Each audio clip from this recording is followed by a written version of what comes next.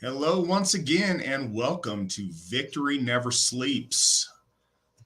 Tonight, we have Witan Svan Herul returning to discuss Tier with us. Um, Excited for this episode. Adjusting my camera a little bit here. Trying to think if they've got anything on the off the top to make sure we cover before we get into it. And I suppose I want to wish you guys all, I hope you guys all are having an awesome Yule with your family. I know a lot of folks are catching the crud that's been going around, but I hope you guys are doing great. I know I've had a great Yule so far with my family, and pretty excited about that. And I'm also excited about just what a great year I know we're going to have in 2023. We got plans, we got stuff we're working on, coming into it with amazing momentum. 2022 has been a spectacular year for the Asatru Folk Assembly. In 2022, Cliff may have a good way to check this out in our database, but we have gained well over 100 members in the last year. So we're up much more than 10% in the last 12 months, and that's huge for us. That's a lot of growth. We've got Njordshof back in July. And now we finished off the year buying the property for Sigerheim. So we've done amazing this last year, and we've got great things ahead in 2023. I also want to point out, for those of you that may not know, the Asatru Folk Assembly was established at the turning of the year between 94 and 95. So we, as of here in a couple of days, we got 28 years in the books, and we're starting year 29. So happy birthday to the Asatru Folk Assembly. And I think that's all I got off the top, except for, a couple of things. One thing I want to mention, next month on the weekend of the 14th of next month, we're having our first event at Sigerheim. Now, it's a little bit humble right now because it's just a vacant lot, but it's literally what dreams are made of, and we're very excited to go check it out, explore the property a little bit, kind of get a real firm sense on our property line there, do a ritual, spend some time on it, and then enjoy each other's company in Tennessee. So if you can make that, if you're an AFA member and you want to be part of that, please let your local folk builder know, and we'd love to have folks out there for that. But I'm very excited. This will be the first time I actually get to step foot on the property. So I'm pretty stoked about it. All right, I think that does cover it. So from here, Svan, what do you think folks need to know about Tier to start this off? Both the folks that have been around in Asatru for a while, but also anybody that may not be familiar that's tuning into the broadcast. I think it's first and foremost, I think it's an important point to get across that Tier is a very poignant and I guess would gravitas within the overall cultural understanding of the way that we approach the gods, and that our people, and I would say even to the people of other Aryan branches of religion, have intertwined themselves with Tier very, very, I guess, strongly. However, he's an enigmatic god in and of himself because of, I would say, the symbolism of the name, the placement of him by the late Nordic period as like say, conversed with maybe the Germanic period or the Teutonic period of the late Roman Empire. I think that's a good place to start. So before we go further on it, in case people aren't familiar, can you break down Tier's name for us? Yes. So Tyr in Old Norse. Tyr. It's a Nordic version or an evolution of what would seem and most likely be Tiu or Tiwa. Again, the W sound oftentimes was like an EU sound, like very similar to like the word like in a yew tree. So Tiu or Tiwa is oftentimes thrown around. I think Tiu is more linguistically correct, but TIW or TEU or TIU. Oftentimes the way that spelling is done because the Roman alphabet was being adopted at various stages. So the spelling kind of comes out strangely.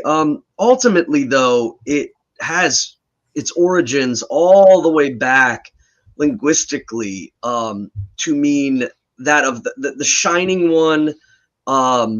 It could be, especially by the late Nordic period, it was predominantly just correlated to the word God or a god. It was like a secondary word. The Nordic word for God, aus, and then the secondary word would often be Tyr. The prevalence of that is important, though, because the correspondence between the two. The fact that just the name of a heavenly being could also be called a Tyr. But when we look at, like, say, Slavic or Latvian or even all the way to the Vedic, when we see Deus or Dios, and the D and the T changing in Germanic, just like the F and the P in like father and pater switched. The T became prevalent. But the meaning of the name being a divine being, a powerful being, or generally in correlations to shiningness or the light. But again, enigmatic, because there's a correlation where you will find people generally saying that Tyr is, especially from the Eddas, his origins are bifurcated. There's two origins from the same author in an essence, or the same collective author, Snorri Sturluson, in which he says, by the late Nordic period, he refers to Tyr as being the son of a Jotun or the son of Odin. And so there's some, that's caused a lot of issues. And I think that some people just correlate immediately, oh no, he's the son of Odin, because this would fall into the pattern that was established in the late Nordic period, or at least I would even say post-Nordic period, because Snorri was writing these down in the 12th century. But there's a couple of things that we can look at comparatively to understand. And I think if we look at an overall patterning of Aryan religion, we begin to see that no matter where Tyr is culturally within the different subgroups, we find that there is a power and a majesty connected to him, whether it's in the form of the adjudication of victory of the overall army, or even in the correlation to adjudicating who wins in, I would say, like, law disputes. And that comes later in the late Nordic period. But yes, so his name means a god, and to regulate him as just that's just a god, or it just means a god, it could be any god, I think is folly, considering that the word itself has much more power in other lateral groups when we see the word deus or deus. But the issue comes in with, and this has been something that's been argued and debated about, is this the placement. Was Tiu originally the Sky Father, and then Odin took over, or is Odin the Sky Father? And this has brought about a huge debate and just conversations going on back and forth about this. And I think that my interpretations of it may be a little different than what I've been seeing in the landscape, and that's where I come in about the tripartite and the establishment of what seems to be the tripartite in all Aryan faiths, and that if we look at the gods, kind of separating ourselves from certain cultural aspects, we can see that the gods have this stabilizing power that's generally formulated into three positions. And Tyr certainly fits in those positions in certain cultures, and in others he does not at all.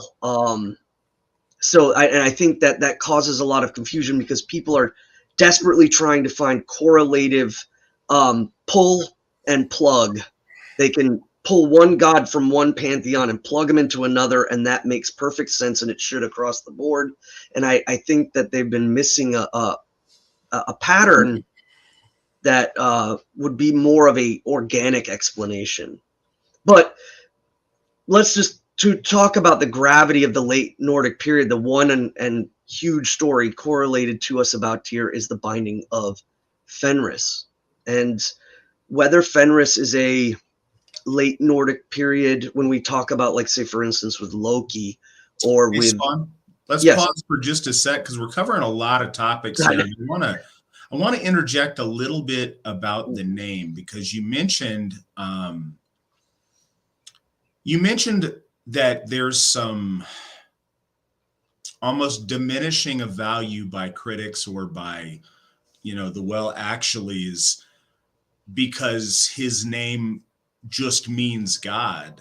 But I don't think, to my mind, that's an exaltation as opposed to a diminishment. When you look at Caesar, for example, that word became emperor, that became the definition of emperor, even though, Julius Caesar wasn't an emperor in his lifetime. It became the very definition culturally until now. Until literally last century, the czars were using their linguistic variant of that man's name to define a supreme emperor. And now when we want to, when Obama was making people in charge of stuff in his administration, you'd be the healthcare czar. Like, right. It's in our common vernacular as the word for emperor. That doesn't diminish Julius Caesar. It exalts him as being the penultimate example of imperial majesty. And I think the fact that Tyr's name is synonymous with deity is a testament to how important that he was to our early ancestors and how significant his cult was at that time. And I think that's a point that's lost on some folks. Well, and I also think that they feel it's an attack on the majesty and the dominion of Woden or Odin. And I think that's wrong to assume that in order for one to have majesty and dominion, the others cannot. I think culturally it's or I would even say spiritually, the hierarchy of our faith clearly denotes that Woden is the head, and he is the head of time. He is the head of the Aesir, and with good reason, considering the portents of doom. And there's other aspects about Tyr that make his dominion more into what I would call the stasis throne, and that was the idea of the thrones. I didn't want to jump in and start running like a rabbit down on it, but yes, I think you're correct. Is that it doesn't and it shouldn't diminish, but I also should say that it doesn't diminish the surrounding. But like this has been going on for a very long time. Dumazil, his kind of explanation for this was to bifurcate, or I said that again, to split and divide, or to create a duality of sovereignty. And so Dumazil's structural concept of Aryan religion was that there was a sovereign point, there was a martial point, and then there was an agricultural and craftsman section of society. And each of these sections had deep value to the gods. So he was trying to create this the idea of the sovereign and the like the light side sovereign and the dark side sovereign. And I don't know if he was correct in that assertion either, but that was his attempt at trying to figure out how these things may have evolved. When we look at the Germanics compared to the Nords, that's when we get a lot of this kind of confusion. And then it gets even crazier when we start looking at the Hellenics and the Slavs and the Gauls and things like that. So a lot of people have been grasping at these straws, and I think that that's because they're coming at it from a point of study and a point of trying to comparatively, go through notes and things like that. They're not coming at it from a divine standpoint or a point of piety. No, and I think that's fallacious. I think a lot of people, and I understand it's a natural tendency, but I think it's impious to try to force fit the gods into the holes that we culturally feel they should go in, rather than accepting them as they are and as they come to us. And when you talk about the difference when you go regionally on their conception of Tyr, it's even more challenging because he's a very, very ancient, his worship is very ancient. So when trying to compare the worship of Tyr in, the year 100 with the worship of Odin in the year 700 is a lot of time and a lot of development culturally that goes on in between there that isn't something you can just easily account for.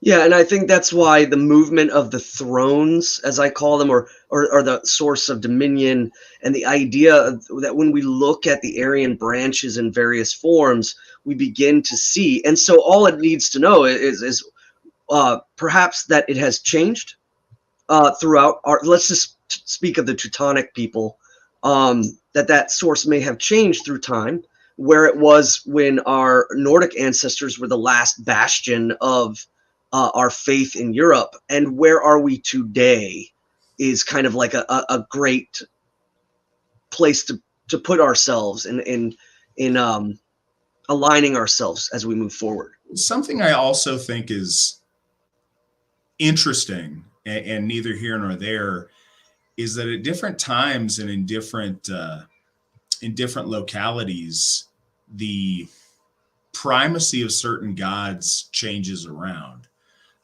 When we look at, kind of the golden age, biggest flourishing, or the period that we certainly know the most about, and we hear about the great Hof at Uppsala, Thor was in the center, and Odin and Frey were off to the side.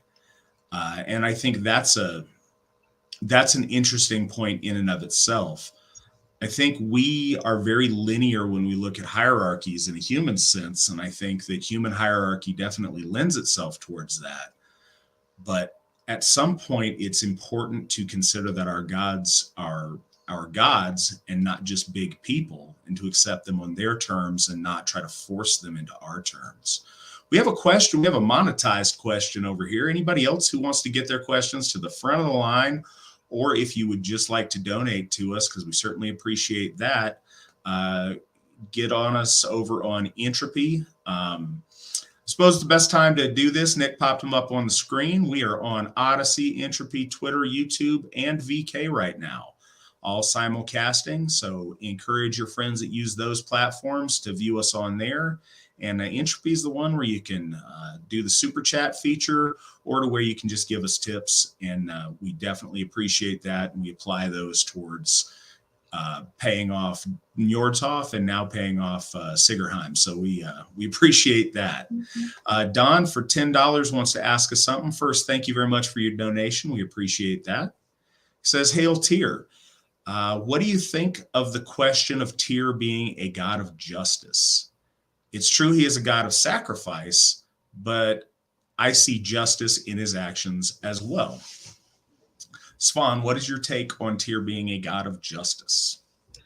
Well, one thing I would definitely say is, looking at the Germanic Germania and Tacitus's Germania, and the placement of Tyr, or as he called him, Mars.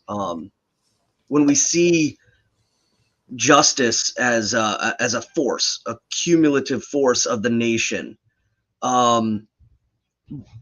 what this ends up doing is later on we see the late Nordic period placing the thing, in which there's trials that are being held, and justice is being meted out, and we see also Forsetti taking place as the god of law and the god of constitution, or the god of I would say tenant, or application and setting of law.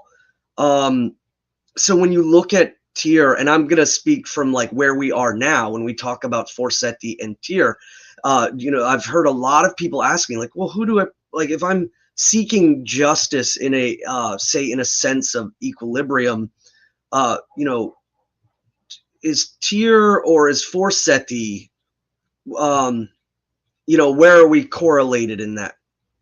And I have always been of the mind that Tyr is about external justice. The idea that our nation and our people, our folk, our whatever our boundaries are, the application of justice, the application of just action, the application of correct action, the application of creation of sovereignty, whether it's gaining new lands, or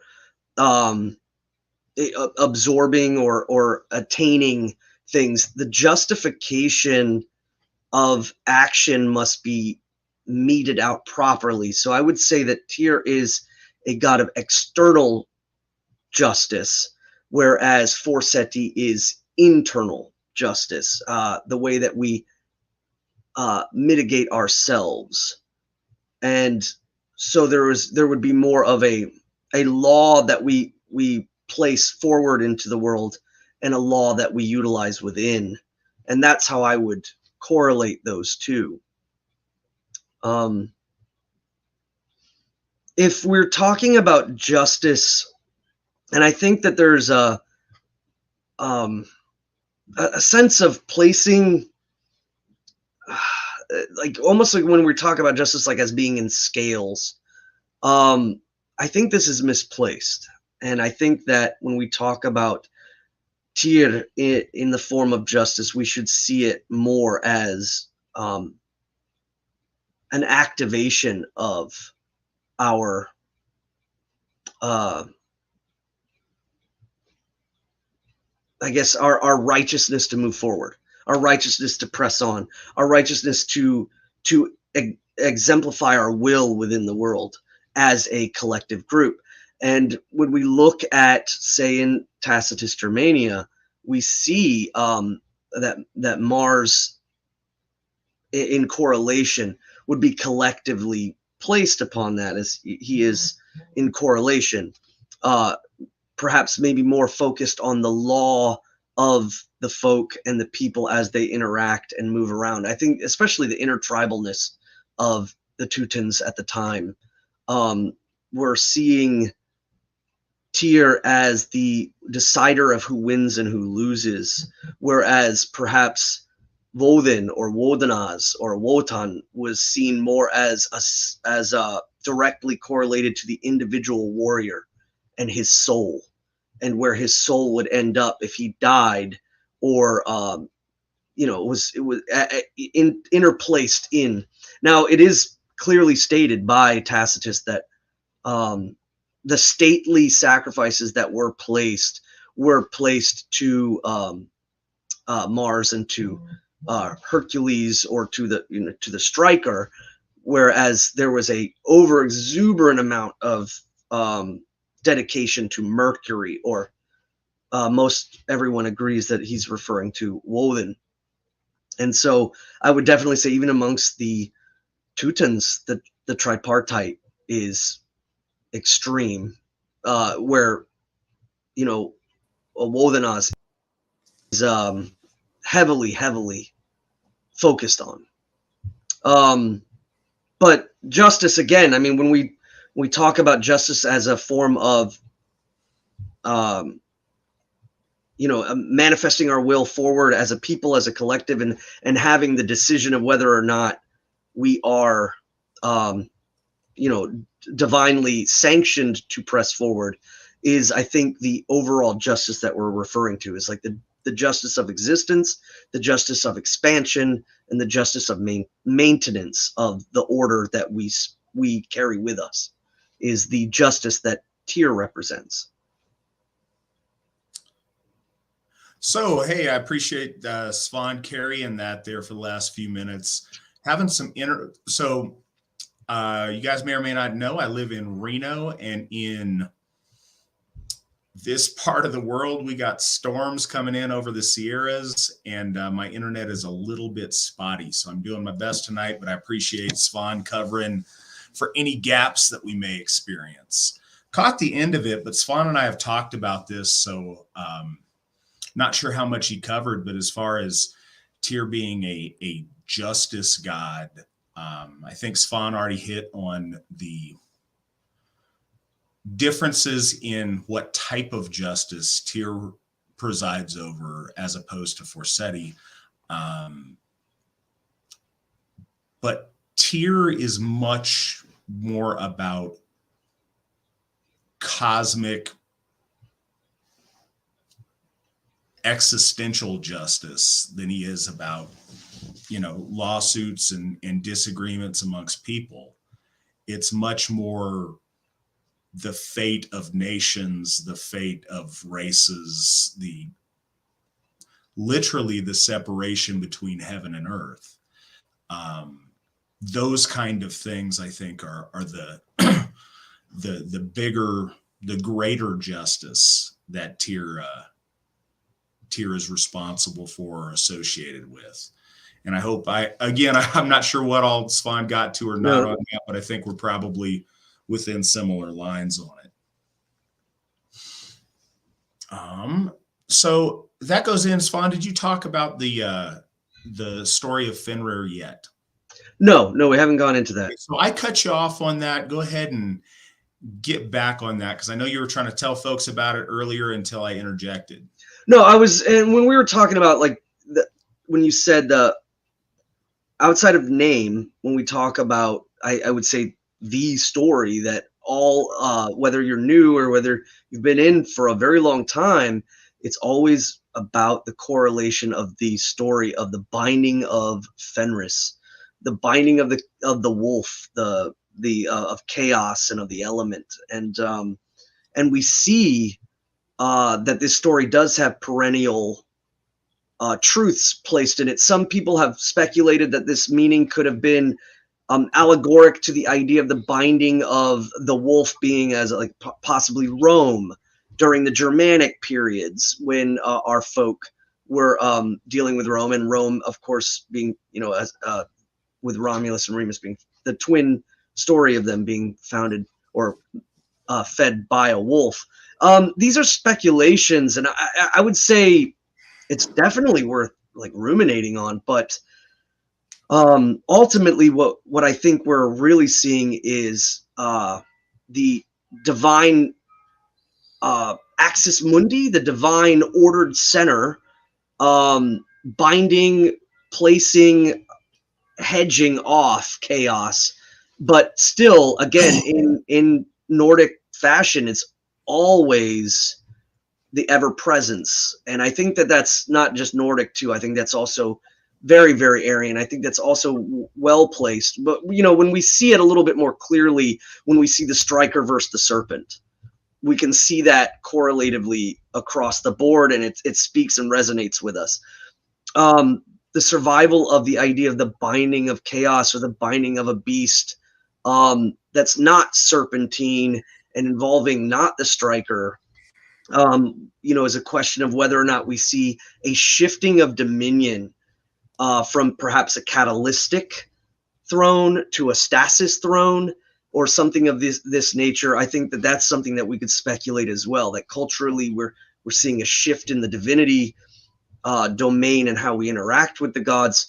And this definitely plays out a lot with like the story of King Nuada, the silver hand or the silver arm is more often, I think, spoken of, but where he loses his hand, where he loses his arm, and he's no longer fit to be king until it's reforged later in the story. And by that story, that's very they're painted as mortals and chieftains of Ireland, but we see again this kind of comparative sense of the twinning of these Aryan groups, in which we see a dynamic or a catalytic throne suddenly shifting to a stasis throne.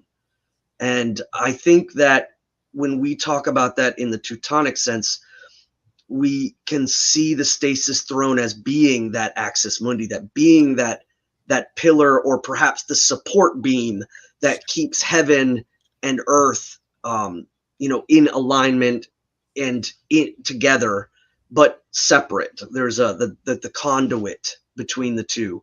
And in doing so, once you create that space between the two, there needs to be a vacuumous pullback of primordial life and of primordial chaos.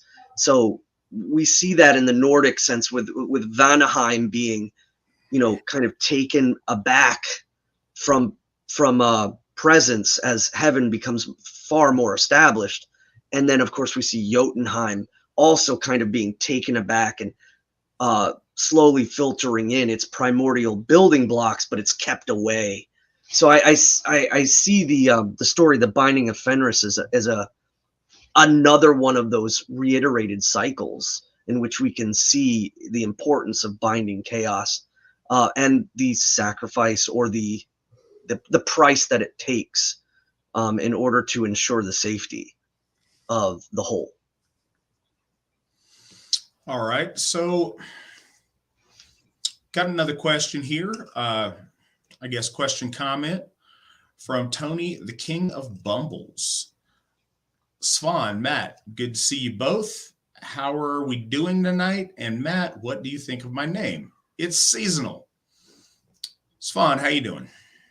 I'm doing well. I'm getting over the crud, if you will. It was not going to slow me down this Yule. I've been very active. I'm still active in celebrating my 12 nights and and doing bloat and all that stuff. But the beginning was very rough, and I had to actually cancel. I had a small Mother's Night gathering here, and I had to cancel because I didn't want to spread the plague that I was carrying. So that was kind of a little bit of a damper, but got right back into it and fought our way out of it, and things are cranking now. So good deal. Yeah, Tony, I'm broken record on it, but I'm always doing good. Having a great Yule, watching my daughter learn. Seems like she learns new words about every day now, and today we're transitioning her out of a crib and into a big girl bed, so we're excited about that. She's doing awesome. AFA is doing amazing. Life is good on my end. And yes, your name is festive. Abominable snowmen are cool. And there's a huge inflatable Bumble from that claymation across the street in my neighbor's yard. And my daughter is fascinated about that. Every time we're out there in the evening, they do it big across the road with the holiday inflatables. Mm-hmm. Josh asks, and I will have you know, Josh, that Svan foresaw this question would come up right before the broadcast, and sure enough, here it is. Gothar, hope you are having a wonderful evening. Gentlemen, could you tell us about what you may know of Aziza? So, Svan, tell us about Ziza. Well, so one of the things that kind of, I think, through there is a mention in the Eddas of Tyr having a wife, but it's not mentioned. And this happens not just only to him, but to others, other gods in the stories. And So I think that left an open-ended question as to whether or not there was a counterpart into what correlation that Tyr may have with a feminine divine being. And the answer of that kind of came out, or I wouldn't even say the answer, the speculation of came out from Jacob Grimm's marking of the matron saint, or the I guess it would be the patron saint of, but Sisa, the feast of Sisa, in I'm going to say this wrong, so I'm going to look at it. Is it Auersberg? This is going to bother me. So I think it's Auersberg. Where he mentions this and he correlates it because of the day and placement that it has in correlation to Tuesday and to Mars. And so there was speculation that she was a consort and that she had placement. And this comes about, I mean, really when we look at some of the fringe off testaments of things and fragments that we're pulling from, when we hear about like the goddess Nehelenia in her relation to the Gauls or perhaps to the Teutons of the area, this is another one that's even, again, extremely far reaching. And I would say, honestly, we're not at a point of understanding that correlation yet. And I would say it would be incorrect for someone to step in on that. We generally have, I think, a mode of going towards piety, towards all the divine, and not seeking to cram into hypostasis or anything like that. And I'm not stating that we are, but there's also just before that a moment of trying to make sure that we correlate correct information. And I don't think that there's enough present right now to definitively say. I mean, I can't. I'm not a studier of Auersberg and the correlative history. So in that regards, linguistically, when they're referring to Zisa and Ziu as the possibility of Tiu and Tisa, linguistically, I don't know how that would exactly pan out because there isn't actually a Tisa ever mentioned anywhere.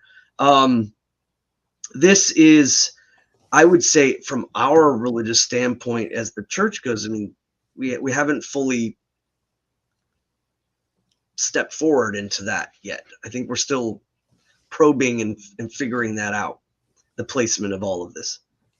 I mean, that's about the only honest answer I can give. So, it's never uncomfortable, or it's never comfortable to just be like, I don't know. But I think that's kind of where we're at on it. There's just not information on it. There's not archaeology on it. There's not history on it. There's not stories and legends on it. But what I think is an important truth of this is, for a relatively short amount of time, historically speaking, we are reforging that bridge between us and the gods. We're doing that in a very specific way with our Hofs that we're establishing and with practicing the worship of these gods in a very overt way that I don't think's been done in large measure before. One of the things that I'd like to, throw out there tonight for food for thought for people is that Tyr is the god we're going to be honoring with a Hof at Sigerheim. And so in the coming years and generations, as we worship Tyr in a grand and structured way, hopefully some of these things will be revealed to us. Hopefully this kind of knowledge will coalesce into an understanding of it one way or another. We very much believe that these gods are real and living entities that interact with us and engage in the gift cycle. we reach out and we pray and ask for understanding of them and to know them better and to know more of them. So in that process, perhaps we'll come to a better understanding of some of these details as time moves forward. It's precarious when we're moving forward and we're blazing new territory, but our ancestors all did that at some point. We're at a point where we're blazing new territory in the worship of our gods, and we can't always fall back on an ancient linguistic source or an ancient bit of archaeology. Some of this will develop new for us as the divine reveal themselves to us. So perhaps at some point in our future, maybe even in our near future, we'll have a better answer to that. But honestly, right now where we're at, the best we've got is we really don't have enough to go on to speculate on it. Two things on that too. One, I would say for people to understand is that right now, religiously, when we look at Woden, we look at the dynamicism of Woden as Odin moves through the world and ignites the fervor within the folk. We see the power and the majesty of dynamicism, and it does not mean that that's diminished by the uplifting or the understanding of the idea of stasis. And I think that Sigerheim, in correlation to Tirsoff, would be about establishing stasis, about establishing foundation, and then again making that stabilization between the worlds. And so that is very fitting in the sense of testament to placement, as opposed to the dynamicism and movement and the inspiration and the ecstaticism and all of the like correlative power that moves through the folk through Woden is always seen as movement, whether it's the wild hunt or whether it's again through the taking up and the spilling of the mead from the beak as he's flying. There's up and down, and there's into the chthonic realms of the underworld, and into the middle worlds, and into the east, and into Jotunheim, and throughout heaven. And there's tons of movement. And so if people get their mind out of it saying, well, by establishing a center around Tirsoff, that somehow diminishes that. That's ridiculous. The idea is that that's two functions of power. You have the sail and you have the stern. It's these two things need to there's multiple parts that make the ship move, and so one doesn't diminish the other.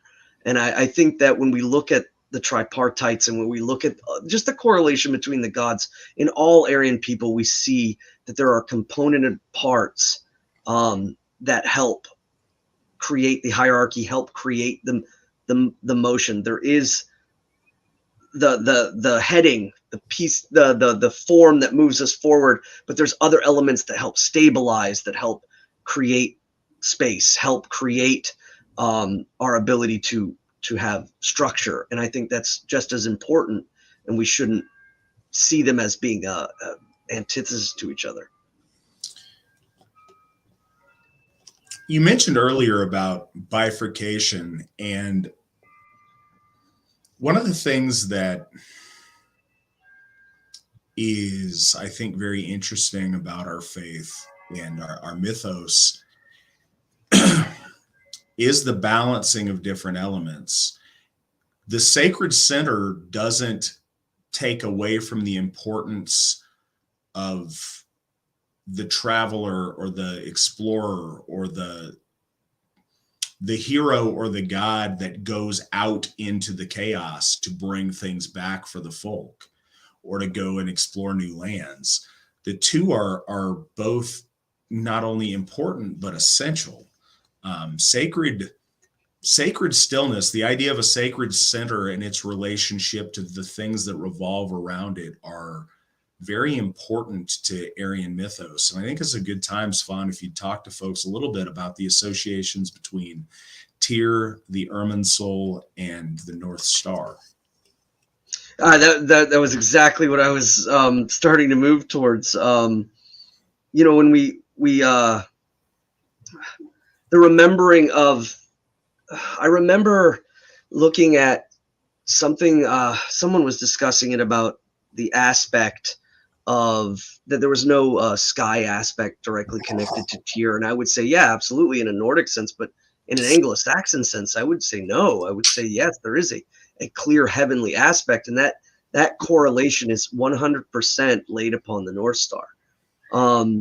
Now, it's worth noting in the runic poems that the movement of water in the mouth of the river is clearly associated with Odin and the idea of the estuary and the place in which things are coming and going. And there's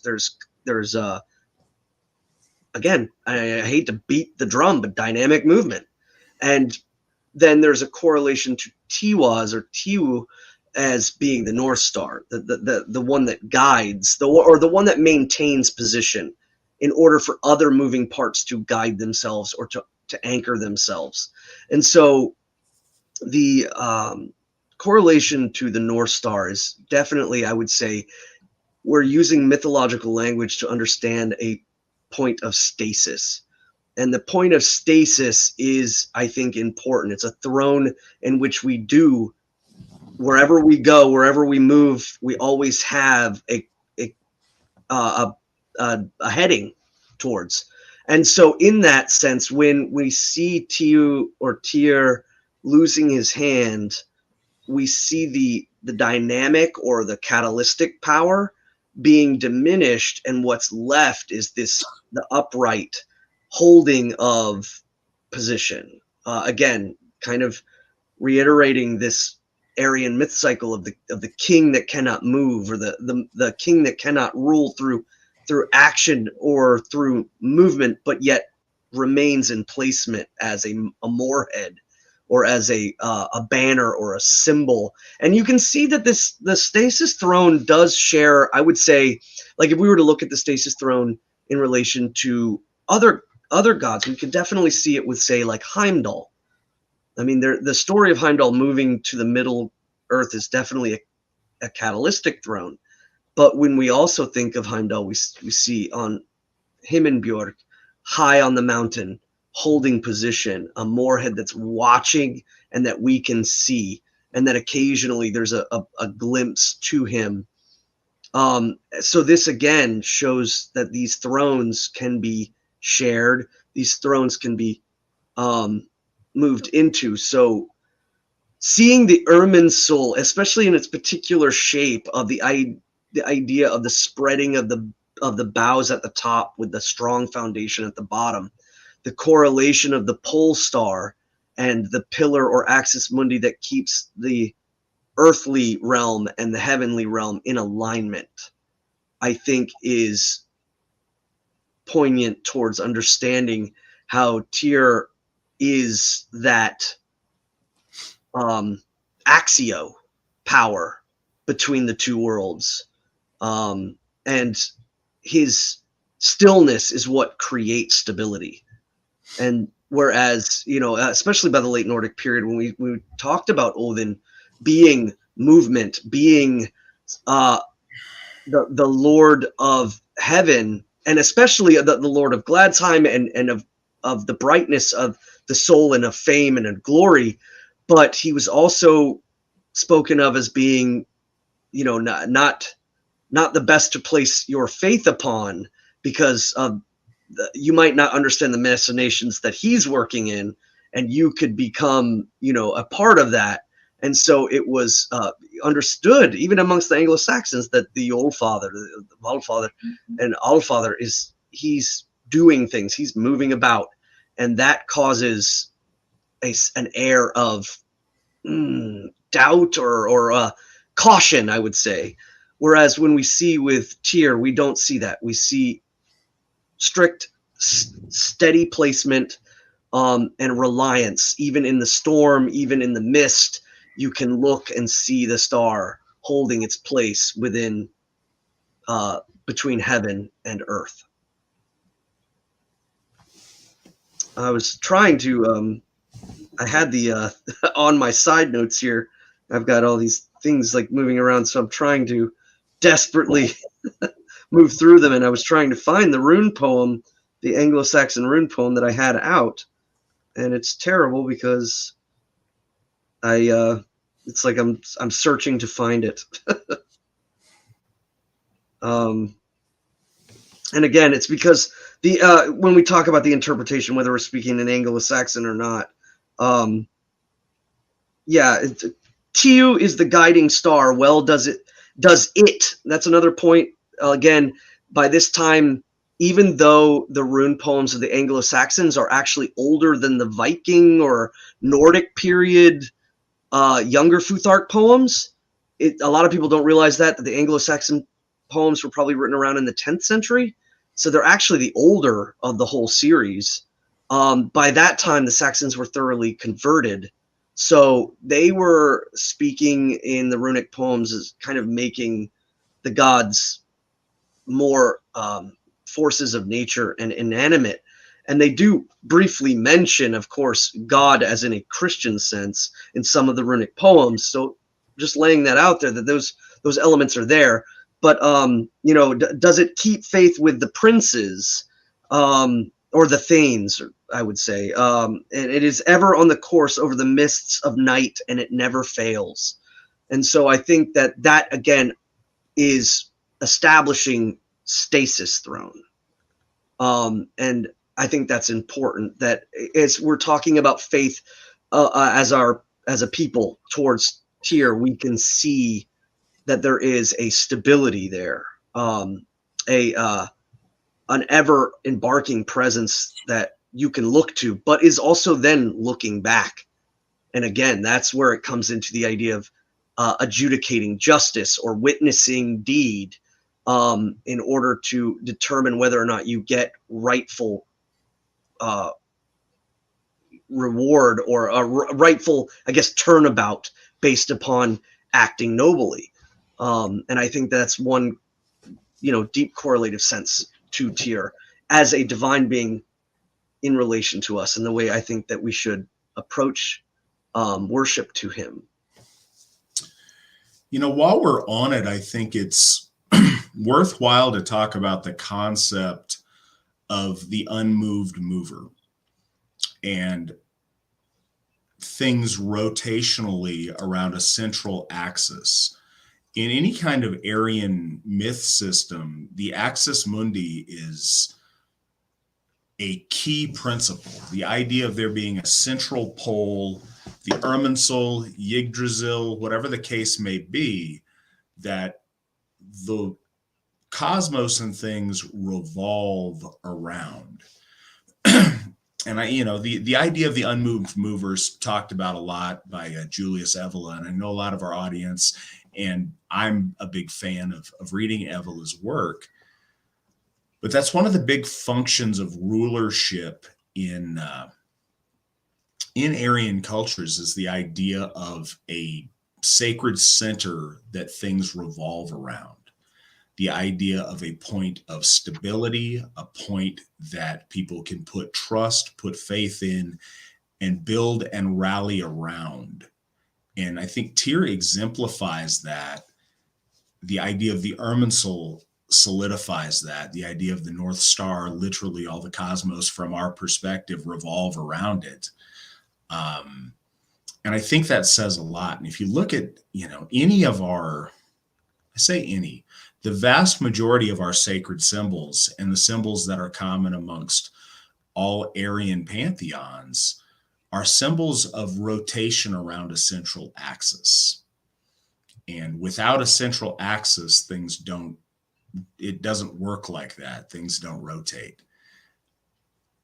It's very important. It's one of the reasons that now is the right time, and we've decided to, and now is not even really, but 2 Hofs from now, we will establish Tyr's Hof. And the fact that we're establishing that Hof at Sigerheim is significant, because Sigerheim is that sacred center and is that home base that things emanate out from, and that people can come back to, that becomes a repository for all of that energy of our folk. It's a place of refuge. It's a place of coming home to, but it's also the source where we disseminate these things from the AFA to the world, to the cosmos, and where we receive those things back in. The sacred center is essential in establishing, conceptualizing the idea of Tyr sitting on that throne and receiving and sending out those things, and things revolving around him and around the stability he provides, I think is a fundamental thought process to conceptualize how we do the things that we do, and just how we relate as the Asatru Folk Assembly to each other and to the gods in that way. And I may sound like a lot of gobbledygook. I'm not sure if it makes sense to everyone, but it's a very important concept of having that sacred center. And we see this in a lot of Aryan myth cycles. And sometimes people don't necessarily think of this as part of that myth cycle, but I very much do. If you look at Arthurian legend, though it has very heavy Christian overtones, it was always denounced by the church, and it is deeply pagan in its symbolism and its meanings. But it in perhaps a way that other things don't capture, talks about that idea of the sacred center where things are run from. And, Arthur, as well as the knights, travel out from the sacred center and accomplish things, but they have that point of coming back home and of gathering. And we see that in our mythos as well, in terms of Asgard and the gods going out, doing their things, and returning to that place of judgment and that place of administration. And in that way, I think that is very central to my conceptualization of Tyr, if that makes sense to folks. Yeah, and I would like to piggyback on that, in the sense that when we look at, say, like Yggdrasil in the root system, the central point of heaven, with Yggdrasil in the center of heaven, there is a root system that moves throughout all the worlds, and all those worlds have an emanation point, the wellspring, and an influx point, which is the root, because that's what roots do, is they pull up. So the idea is that there's an emanation point and a pulling up point, and we clearly see Odin is associated with understanding the correlative center of heaven. And I think that's also played about in the rune poem, where it speaks of Odin being the prince of heaven, the prince of Asgard, the prince of the upper world. But we also see Tyr as a central point, again, the axis mundi centering, but that is a correlative space between the material and the heavenly. So almost as if like there was a central access point in heaven and a central access point of the material to the heavenly, is that we see that organization in Tyr. And so I would say, because most people think of like, oh, well, the axis mundi, whether it's a mountain or a pillar or a tree, are always correlatively the same. I would say that where they're placed and how they're viewed also has deep understanding of their purpose, whether we see the axis mundi as the foundational connection to the material, to heaven, and then we see Yggdrasil as the correlative center of heaven that spreads or circulates around through all the worlds, and how those gods correlate to them when we see Tyr in correlation to the pillar, but we see Odin in correlation to the tree and to the root structure and the wellspring structure. We begin to see, again, stasis and foundation and strength and immovability, or we see dynamic movement and the idea of the wellspring spreading out and the pulling up of power and energy from all three worlds, and their relationships to that, I think, are reflective. So I think that's also important that we see. We have been talking now for an hour, and we have answered one audience question, and the reason we answered it because it was monetized. So, guys, this kind of illustrates why it is, maybe worth it to you to dump a couple of bucks, because, when we get me and Svan talking about this stuff, we can go on for a long time. But I do want to get to some of your questions here real quick, and I appreciate you guys being patient on those. I think it is always a treat to listen to Witan Svan break some of these down for us. He's got such a depth of knowledge on it and such a brilliant mind when it comes to this. Sarah asks, reading stories to the children, such as The Binding of Fenrir, or even about Jormungand or Sleipnir, raise questions for the children. And I'm interested in hearing how you each would explain to curious children who ask how people, the gods, can give birth to children, to animals. Svan, what say you on this? Well, I mean, one of the beauties of meta narrative is that there are not rules that would follow logic. And I think children do accept these things a little bit easier than I would say even adults do. When we talk about elevating the gods in your child's mind from people to more than people, they're the epitomes of their dominion of what they are, and that might be overshooting it for them. But to say that they're not humans is, I think, the first step on that one, is to say that the gods are more than that. They're deeply magical, and they have the ability to do these things. And perhaps when they're older, or like as my son is starting to head towards his man making, we're tackling the concepts that the gods are powers that are represented in the stories by symbolism and by deep correlating factors in the story. So I mean, any person, any adult that you go to and say, is Jormungandr or the serpent that the striker fights, what is Jormungandr? And I think any adult would immediately go towards the placement in the middle world, in the material. They would see things as possibly tidal movements or correlated to gravitational pulls around the earth. And so suddenly, logically, the adults are placing anchors and moorheads on the power of Jormungandr, and perhaps try to wrapping their brain around it. But with children, they immediately go towards a serpent, a snake, a big dragon, or a big worm. Or again, worm throws the children off too, because they think of just worms.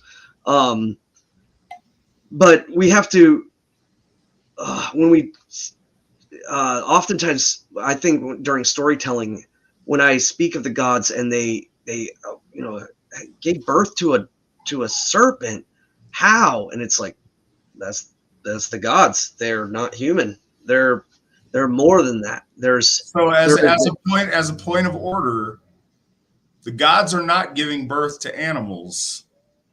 Loki is giving birth to animals, and Loki is not one of our gods. True. And that's another correlative sense as well, is that when we see Loki is always held with a sense of not rightness that I think even our ancestors definitely held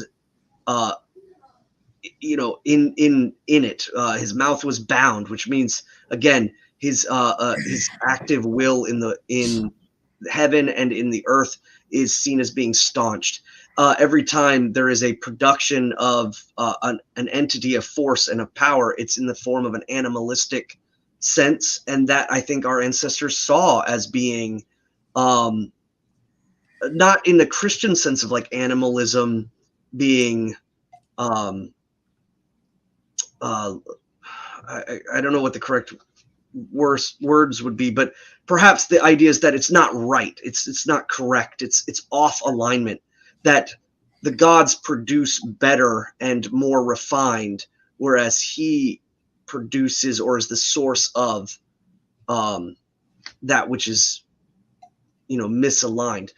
And I think that that's important to paint in correlation to Loki and the production with the bearer of malice and Graboda, and how our ancestors would have seen that as when it was being spoken of, that just the kind of about it that's carried with it, of an understanding that these forces are chaotic, they're misaligned, they're primordial, so therefore they do take shape of animalism. And I think animalism was seen as primordial, and primordialness isn't always better. It's and I would say, especially to our ancestors, it was less forgiving. It was what you were striving against. You were trying to create space. You were trying to create your inner guard. You were trying to create your pillars in your house to uphold the roof. You were trying to create food and create order. And the more that we went into the primordial, there was always that reigning sense of danger, that you could fall and not substantiate, and that price is dissipation. That price is lawlessness and death and not good things, the opposite of wholeness. So that's one important point. Definitely is pointing out the misalignment of that, the creation of those primordial. And when we, I guess it could be open to debate when we talk about Fenris, when we talk about the wolf, when we talk about, like, say, for instance, hell or Hela, and linguistically, there's been proposals that Hela is, by linguistics, perhaps even older. And when we look at some of the death goddesses of other Aryan branches, we see some similarities there. But as we go from the Teutonic and the last bastion of our folk, we see those stories clearly.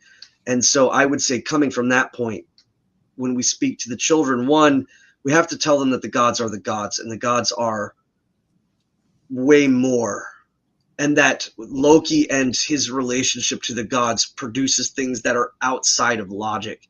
And the children really seem to get that and understand that a lot better than even adults. And I think placing that idea, I know a serpent, it produced a serpent. That's terrible. And I can tell you it was up to no good. And that clearly foreshadows, again, the great battle that's going to be placed between the son of heaven and earth, Thor, and Jormungandr. So foreshadowing that is because not because it needs to be, is that our ancestors understood that as well. That was foreshadowing a bad thing, a force that was not good. Talking to kids, I think it's important to make the point that our gods are, in the realm of the gods, they have powers beyond our comprehension, and they've got great magic, can do these amazing magical things. Because I think that keeping the concept of us and our gods being related and of a same substance, but as Steve McNallen's kind of pointed out, where our gods are a raging waterfall and we're a trickle from a faucet, our nature is connected because they are connected to us by our very blood and our ancestry. But there's so much more, and keeping them really big and not treating them as just people in the clouds is important. But one of the things I talk about, because again, the gods don't do that. Who does that is Loki. And Loki, I would describe to children, Loki is an evil wizard. And he's from outside, and he's an evil wizard that does all kind of unnatural and diabolical things, and that's how these unnatural beings come about. Whereas when our gods are in appropriate relationships with other gods, they produce the next generation of gods. So I think pointing out how other and magical deviant wizardry that Loki possesses is cool to that. But the fact that the kids are asking, the fact that they're asking questions is awesome. The fact that they want to know more, that they want to understand more about the story is really beautiful. And that's great that they're doing that. I'm really, really glad to hear that. That's fantastic. Good to see you over on the side, Bodhi. Bodhi's breaking down some points about linguistics on Angerboda, and I think that's good to see. Our next question is from Antonio. Good to see you again, Antonio. For the Visigoths in Spain, what name was Tyr to them? I am not even going to pretend that I'm super familiar with Iberian mythology. Svan, what do you have any insight on what the ancient Visigoths in Iberia would have known Tyr as? Well, by the time the Visigoths had expanded westward into the Iberian Peninsula, there isn't much attestment, I would say, of their roots to, say like Wodanas or Godan amongst the Lombards, or where we do have, like in the Langobardic sense, we understand that they called Odin Godan. And there doesn't seem to be many attestments to that. And I actually was looking to try and kind of hitting some sources where I wanted to see. We do know that the Visigoths moved from the eastern side of Italy. So view Italy as an up and down point. They eventually moved over and through the Alps and southern Germany and into Frankland, I guess I'm not even 100% sure as exactly if Frankland was even established at that point. Still might have been very migratory, but they had eventually moved to the west. The only accounts that I can say is that if we look at the Goths, or the Gutans as they were called, the only last testament that I can find is when we look at the alphabet that Uphilas, the Arian Christian, he clearly states the T letter as Tiwaz at that point and stage, but that would place the Goths not separated. So there would not be the the Ostrogoths and Visigoths, and there would still be the not the Therovingians, but I forgot when they were still a correlative nation.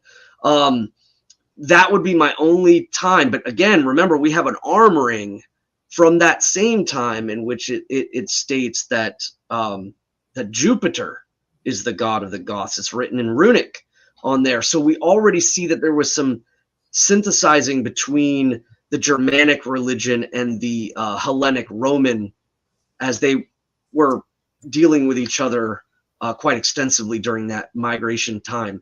So the only thing I could say as of right now is Tiwaz, but when we talk about linguistics into that land, and then you throw on Latin on top of it, coming in later, and again after or with the rise of the Holy Roman Empire, I would suspect that we'd have to look through, possibly try to find place names and see if there's anything that has survived in that area.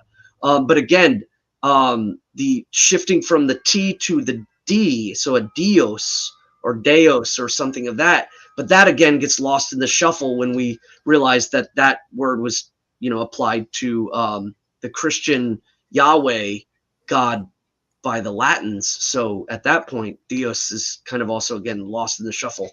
I don't know if you have any insight on that, but that's the only thing I can think of. Well, I was initially taking the question to mean, what point of Iberian European syncretism there might be. But from a historical context, I think you're right. The Visigoths certainly have a history of understanding and worshiping Tiwaz in a very ancient form going across.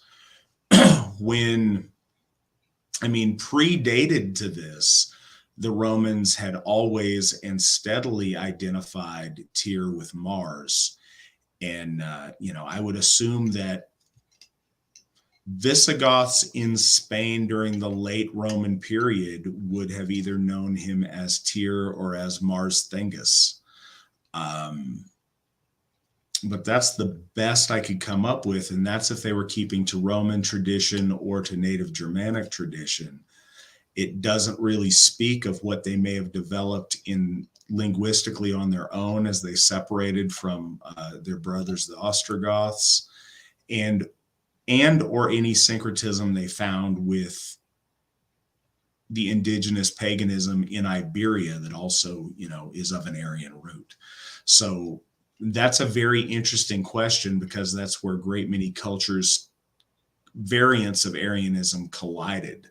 So I think I'm really curious. And if you find the answer to that question, I'd love to hear it. Yeah, and I was pointing out too that the foederati, the Germanic elements of the Roman army, constituted much of the Gutanish nation, whether it was the Ostrogoths, Visigoths, the Heruls, the Rugis, the Skiri. A lot of these groups had already kind of inundated themselves with what would be, I guess, classified as Arian Christianism. So not Arian from the teacher Arius in Egypt, the Gnostic school of Christianity. So it was deeply inundated by then, especially by the time they had moved over into the Iberian Peninsula. But they also had mixture with, again, Roman polytheism had mixtured with Germanic polytheism, Arian Christianity, and I would say, I guess at the time would be like Nicaic Christianity, because it wasn't fully formulated into the Catholic path, but pretty close. And so that admixture, along with their movement westward, causes a lot of confusion. That's important. It's one of the reasons that we celebrate the hero Athanaric, and that Athanaric is such an important figure, because he was kind of that last gasp amongst the Goths of sticking to our gods, instead of converting to that Christianity that was being practiced in the Roman Empire of the time. So, and that was before they bifurcated and really established themselves in Spain.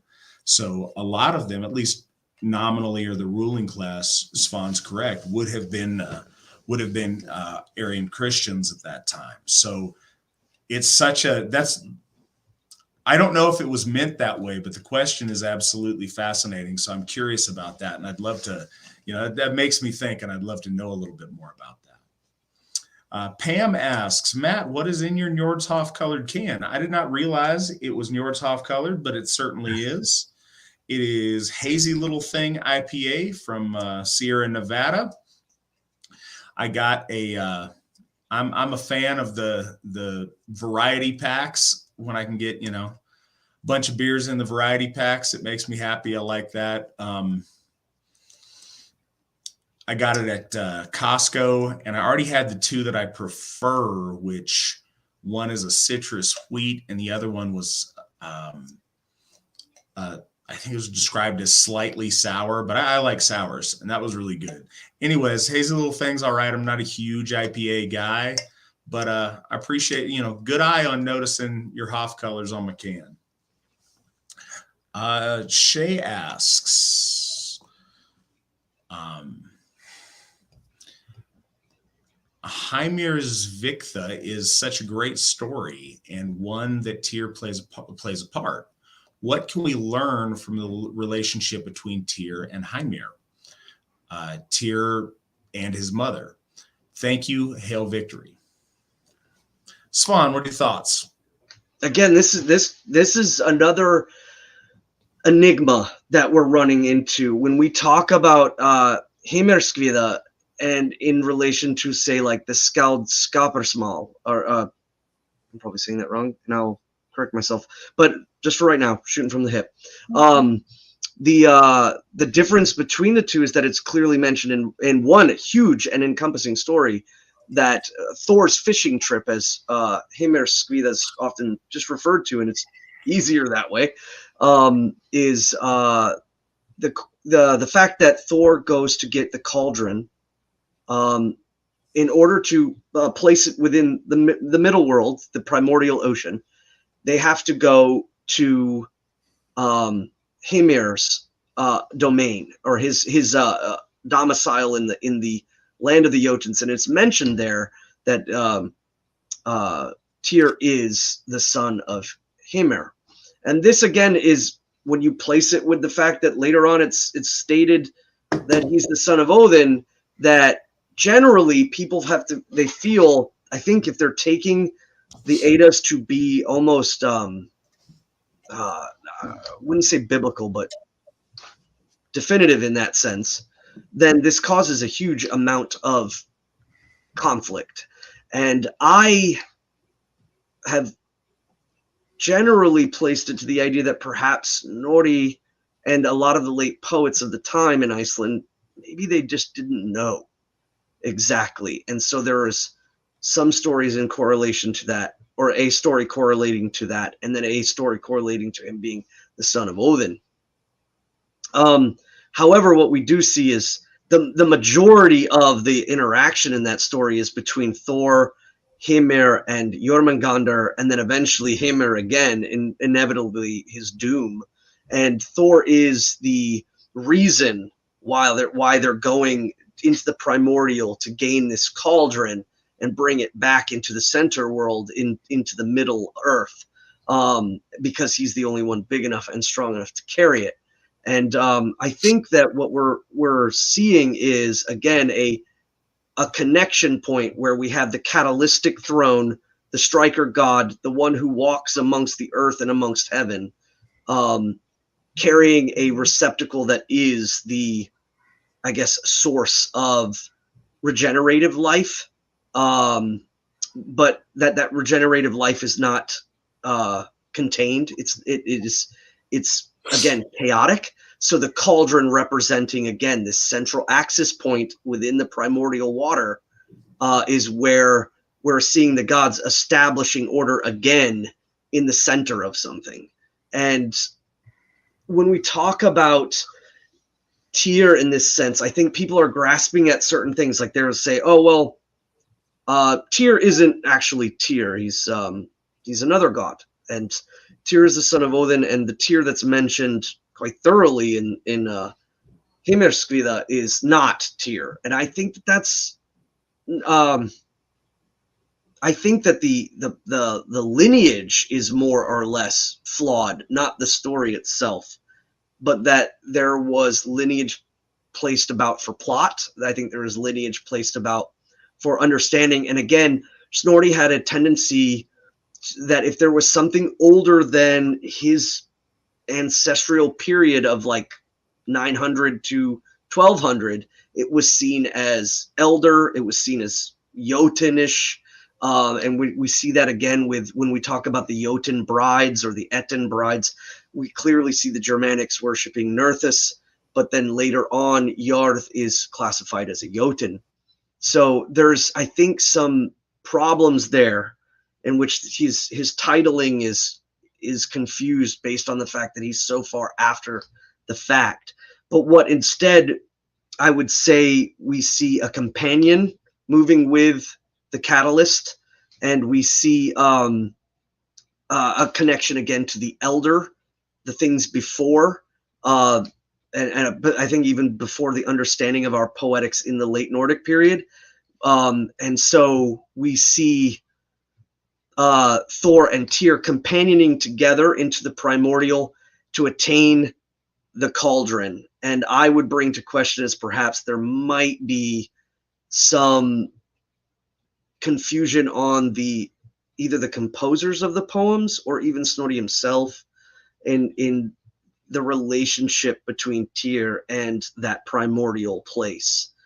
And so we see that a lot when we see there's kind of like a need or a necessity to create parentage and linkage and clan. And we see this again with Skavi and with and Thrym Skvida, and the correlation to her father. There's the necessity of parentage and lineage to create a forward movement in the poem. And I have always taken that as that there is the elderness of Tyr that Snorri understood, and that he correlated it to Jotun's, because he correlated most everything that was elder to his time as being Jotun. And Jotun was by that time seen more as an elder, or as a thing that is long coming or long being, and that it had moved away from the idea of the consumptive Jotun, the Jotun that consumes, which is where I think ultimately the language it sourced from. It went from something that consumes from the center, trying to pull the center away, to the old and everlasting thing that that the gods are also made of and related to, like as when we see the differentiation between Jotuns and the Aesir at that time, did our ancestors see them as distinct and definitive different races? I don't think they saw that. I think they saw them as great forces, but that had intense or movement in the grand scheme of all things.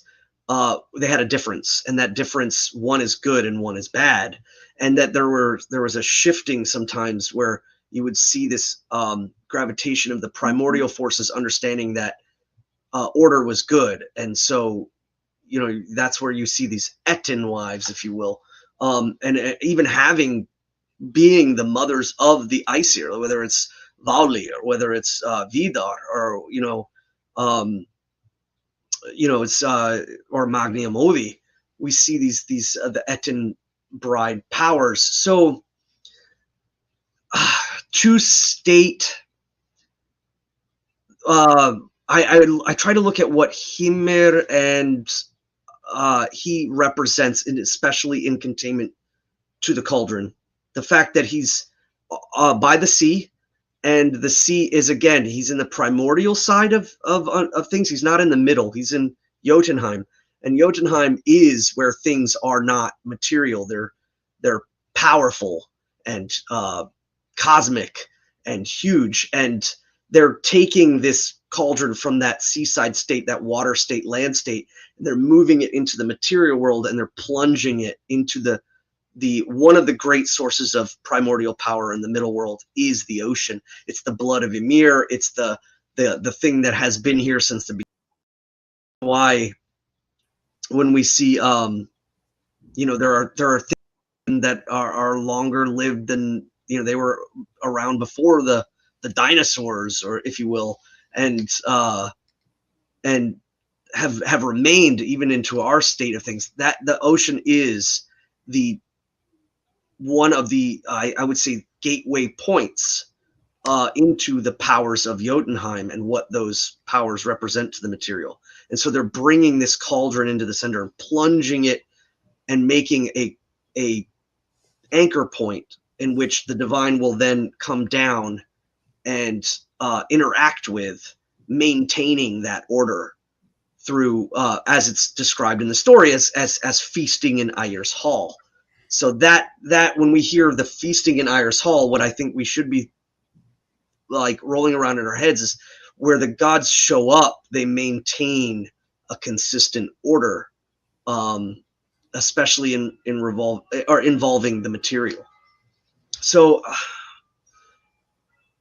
I really think that Hymir's true point in that story is more reflective towards an antagonist towards Thor, and a relinquishing of that primordial sea power from Jotunheim into the material world.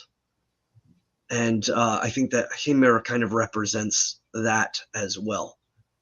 That he's the threshold that literally has to be destroyed in order for it to be moved. And that's why I chose the story for the mural. Of course, it's such a prevalent story towards Thor and his relationship with the balance of the middle world, the serpent being the thing that can kind of, it stretches through and around all manners. It binds the, Vanaheim and Niederweller and Jotunheim, and all of these things are kind of together, held by the gravitational pull of Jormungandr. And so that being shifted and broken at that point, and then Heimer being slain and the cauldron being moved from one realm to another and plunged into the center of the ocean. I think there's a lot to be said there. It's just understanding that there's also story elements that our ancestors were placing in there to create congruency and to smooth things out. And that causes a lot of confusion. Well, I appreciate that your knowledge of our lore is voluminous, because I cut out there for a good little while, battling the storm out here, trying to get it figured. But yeah, my thought on that flows right along with Svan's. I think that the overarching theme of importance to that speaks to the antiquity of Tyr and his lineage. As far as the generations of our gods go, I think it reiterates the fundamental, even though we see Tyr very underrepresented in the Norse sources, it is acknowledged that he is ancient, and that his lineage goes back to not just the Jotuns, but like the really freaky 900-headed, like abomination Jotuns of the previous age that are completely monstrous. So that great venerable age of Tyr, I think, is expressed in that poem in a way that it's not in other sources. Yeah, if we look at the gods as like the Fenris and Jormungandr and Hymir and all of these things, the gods interacting with them and the power within the story is clear.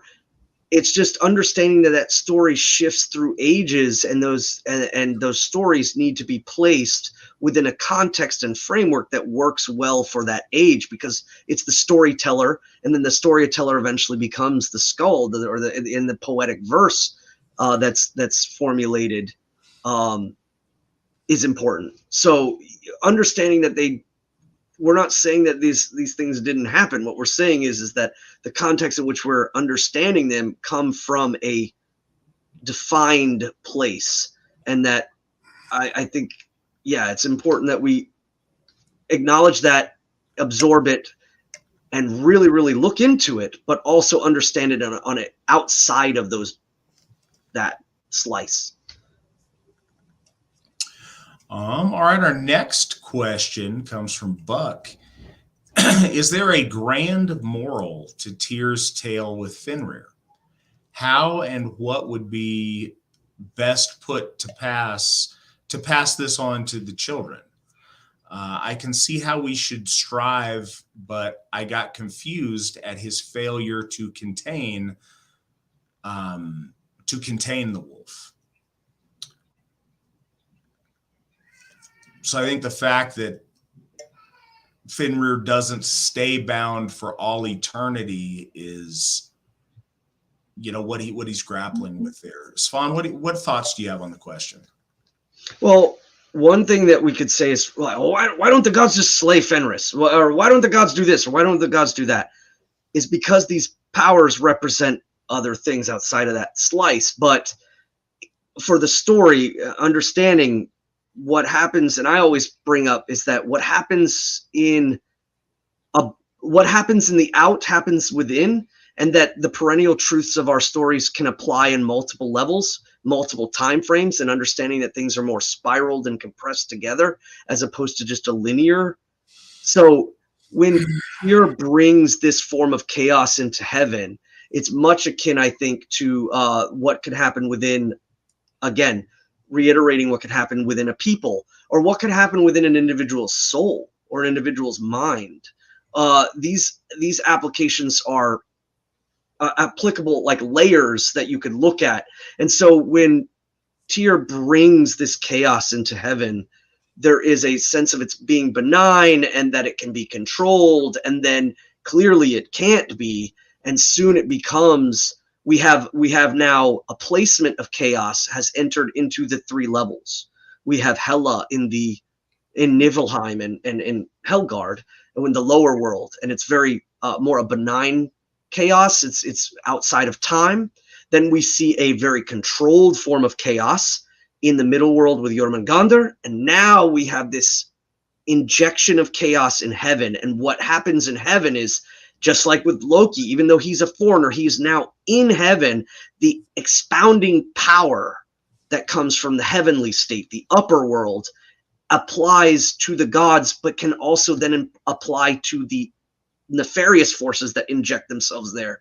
And we see the growth of Fenris becoming mighty and powerful in his station in the upper world. And that suddenly is, no, we cannot do that. We cannot allow him to exist. So they have to bind him, and they specifically bind him in the middle realm, in the Black Lake, in the island in the east, where, you know, he's in Jotunheim. He's taken out of the heavenly realm and placed into the primordial starting or churning place. So that's kind of important to see those movements going on. He's brought up into the heavenly realm and he expounds, because that's the power of the gods expounds in heaven. And that's where they become mighty. And that's why they become mighty, is why they chose that place, is because it cultivates their power, and it is from them, it is them. And so when he goes in there, he sullies the benches, and it's said that he will sully the benches again in Ragnarok with the blood on his chest. And so there's a lot of this talk about the chaos being kind of injected. We see lower, middle, and upper, and then it gets drugged down back into it and rained.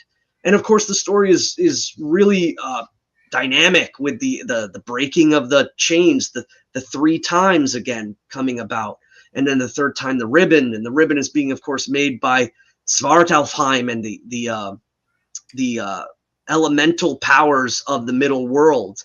They're not quite chaotic. They're not quite primordial. They're actually more formalized. And they create the binding agent that drags Fenris back to the middle. And so I think it's important morally to state that there's 2 things. One, when you invite chaos in, it can expound itself, especially when you see it as a benign element.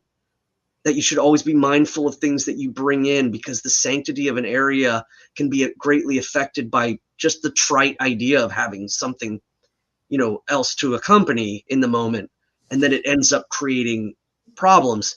And sometimes that means the overall moral is that when you do something like that, you have to own up to it. And owning up to it could cause a severe dilapidating effect upon where you were going. That it creates you from being movement to stasis. It from being high to being locked into place. And that sacrifice that you make should be done immediately and without any air of doubt, because you have, in essence, initiated it. You must then place yourself upon it to end it. So I think that's the moral point, is the bringing about or being an entry point for cathartic and chaotic force and consumptive force.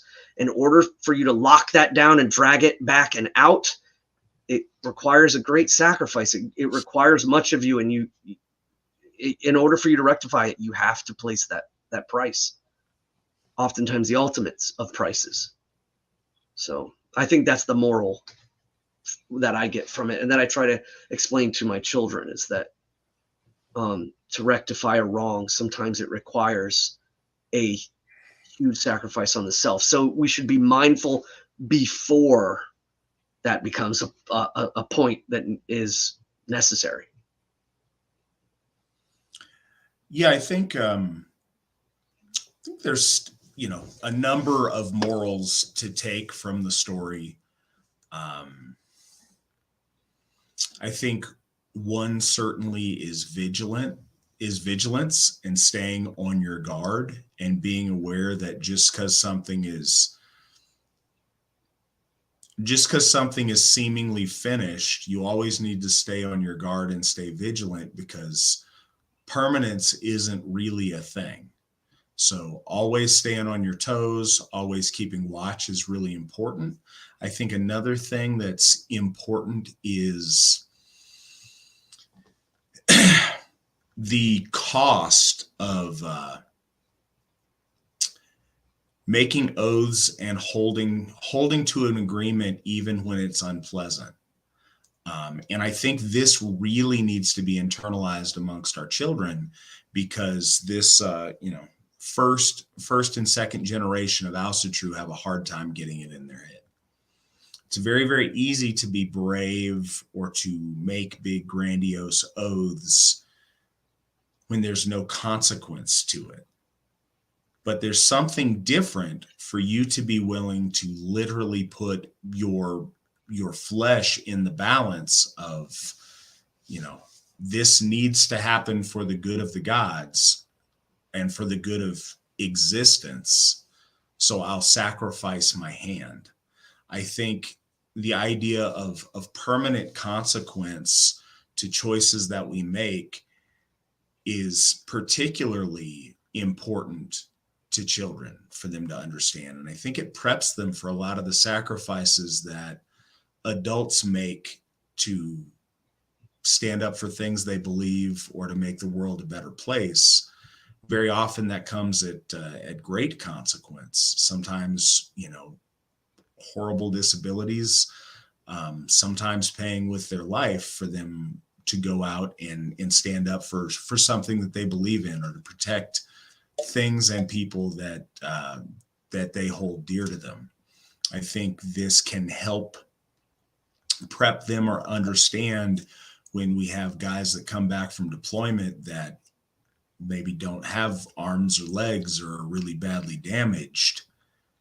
Some of the lessons of this tier story, I think, speak to that and help that be relatable to children if they're prepared for that in a way.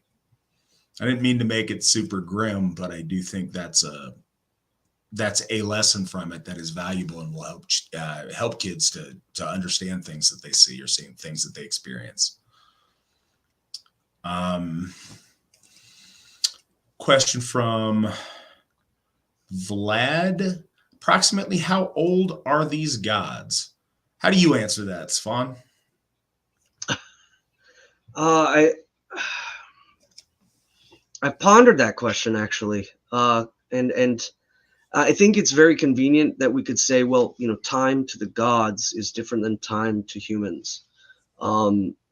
Perhaps we could look at anchor points in our history. I remember seeing this thing about like the climate of the earth and the ice ages and the floods and these things, and correlating the stories to these moments in history.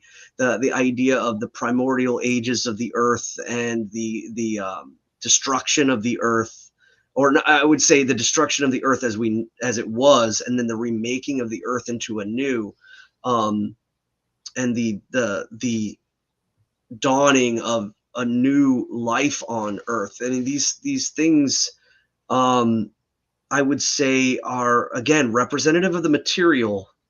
When we talk about the middle world, we talk about the middle world as people think of it as positioning, but we also think of it as perhaps the application of time is prevalent within the middle.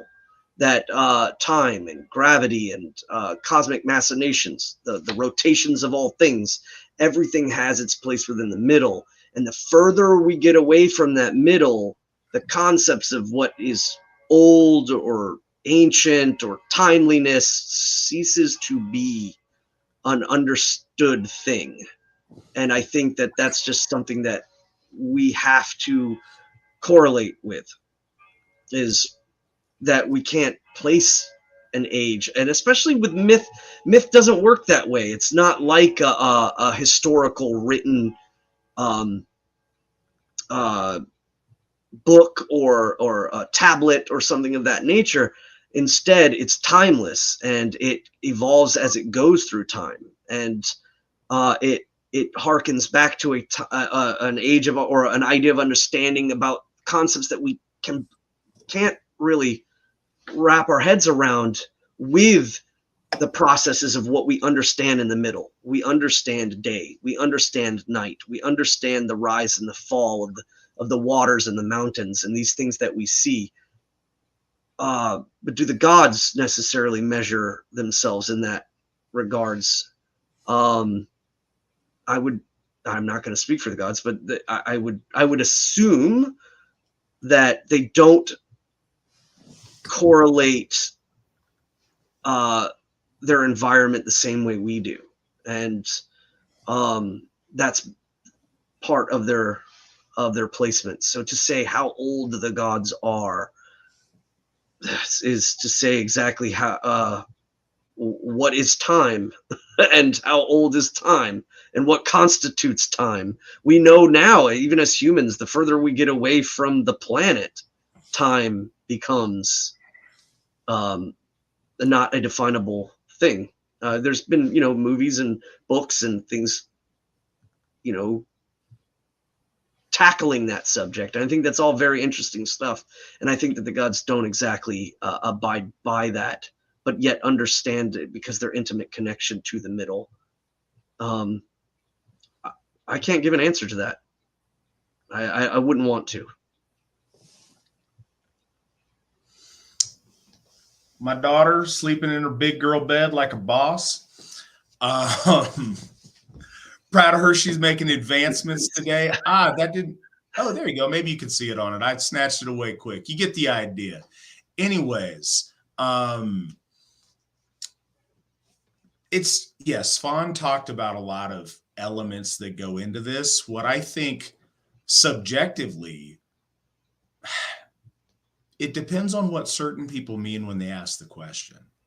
From the question of the faithful, we're treating this with piety, and our question is, how long have these gods existed?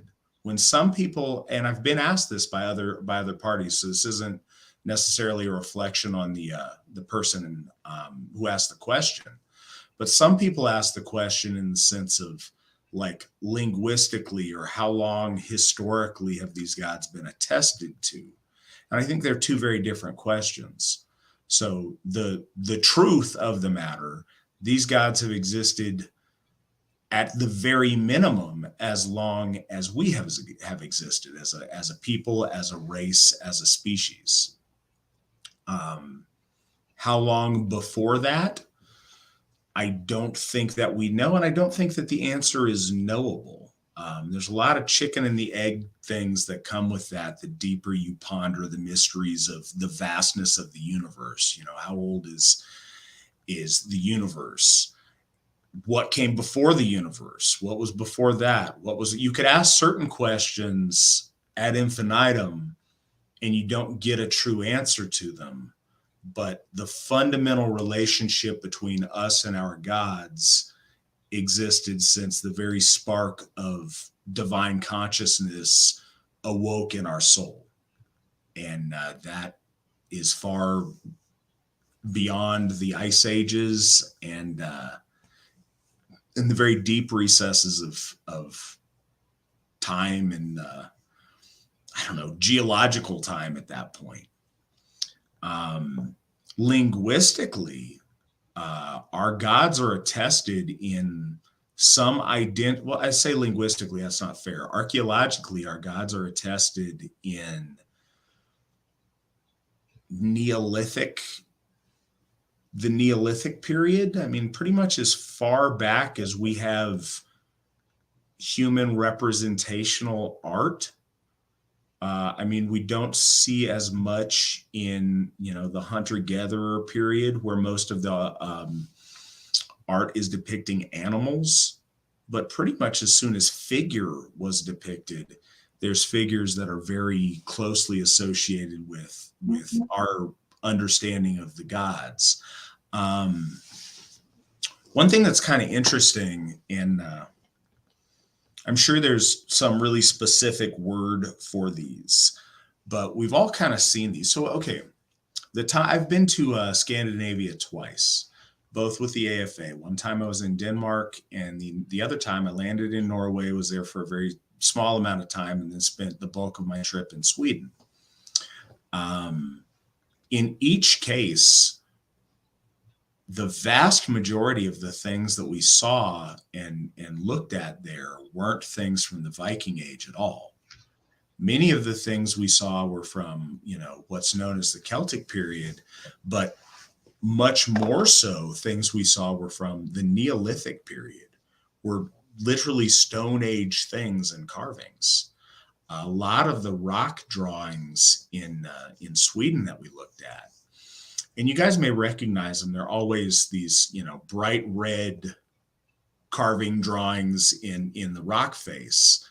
And, that red's not original. It's not a thing. It was put in there in later times so you'd be able to clearly see these very, very eroded, very ancient drawings. But even within that, in a very, very ancient period, you see depictions that are identifiable with our faith and our divinities. And so it's really fascinating in that sense. So, yes, these gods are ancient and they predate or at least go to the dawn of our existence, but they're attested to religiously in art to pretty much the dawn of human figurative art. Yeah, that's the best answer I have to either way you want to go with that question. I hope it addresses what you were trying to get out of it. Gothi Trent East asks, which of the 10 noble virtues does Tyr most embody? Hope you gentlemen are doing well. I'm doing fantastic. Svan, which of our 10 virtues do you think that Tyr most embodies? Honor. Whether we can use the word honor, we could also use the word ara or era, and the idea of nobleness and corrective action and the attainment of deeds. And this kind of goes along actually with the previous question, because I was thinking about some things when we talk about the idea of age. If we have two people who are of the same age and somebody comes up and asks how old they are, we are correlating to two things. One, perhaps the idea of how long they might live, and also when they were born. But what ultimately we understand is that time doesn't necessarily, there's chronological time and there's biological time. Again, time is now, even in the material world, starting to bend, and that's based upon a lot of the way our deeds are done. If you have somebody who's I'm in my mid 40s, so if I have somebody the same age as me and they have lived a reckless life, or perhaps they have done deeds or found themselves in places and exposed to things or done things, whether good or bad, sacrifice or avarice on themselves, it can reflect on them biologically. And it could even usurp their chronological age to where they look older. So I was thinking about that, how time and that question about the gods and their correlation to cosmic deed and cosmic interaction, and what makes them perhaps maybe more youthful than the Jotuns. But this also applies to what Go the East is saying, is that in essence, I think it's deed that correlates the effect of the world around us and how we project ourselves forward into the world. Our decisions lead to that. And when we make deed, we then accumulate a reputation, and that reputation takes the form of honor, and that honor has to beget itself, and it can be lost, it can be sacrificed, it can be maintained. But whichever way or any way that goes, it goes through deed. And so I think that the honor, maintenance, and the sacrifice of, and the redemption of honor all take place within Tyr, especially when we were, again, talking about the moral of that story, the binding of the wolf. To me, the virtue would definitely be honor through deeds, sacrifice, maintenance, and redemption of, or loss of.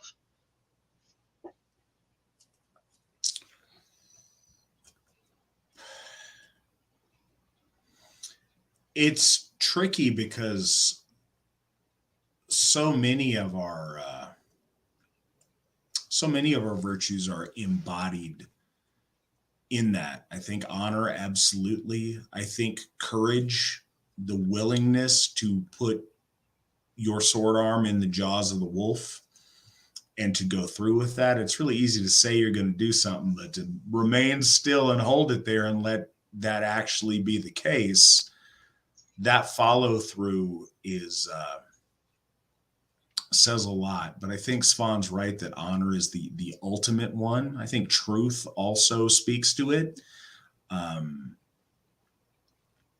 But yeah, I think honor, and honor in both senses of the word, in the dignity of following through with commitments and handling things nobly, but also in the sense of being of immense worth to your community and to your folk.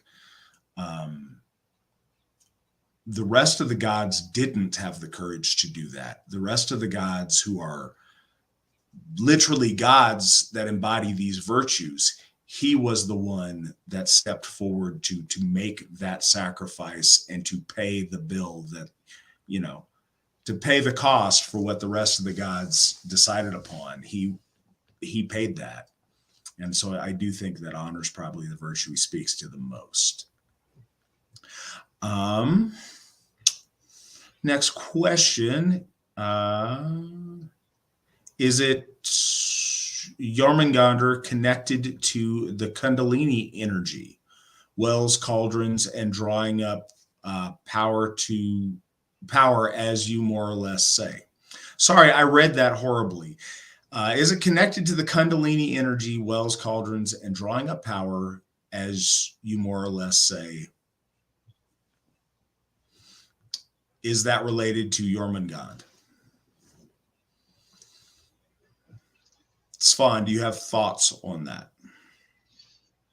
I actually, I mean, yes, I kind of referred to it before as the boundary, the gravitational pull of all things connected, the east and the west and the south and low. Or I'm talking about like Svartalfheim and the material, or the whether it's in the lofty heights of Ljósafheim. These things are all bound. And so again, yes, the brimming edge, the containment, and the receptacle in which things are built up within.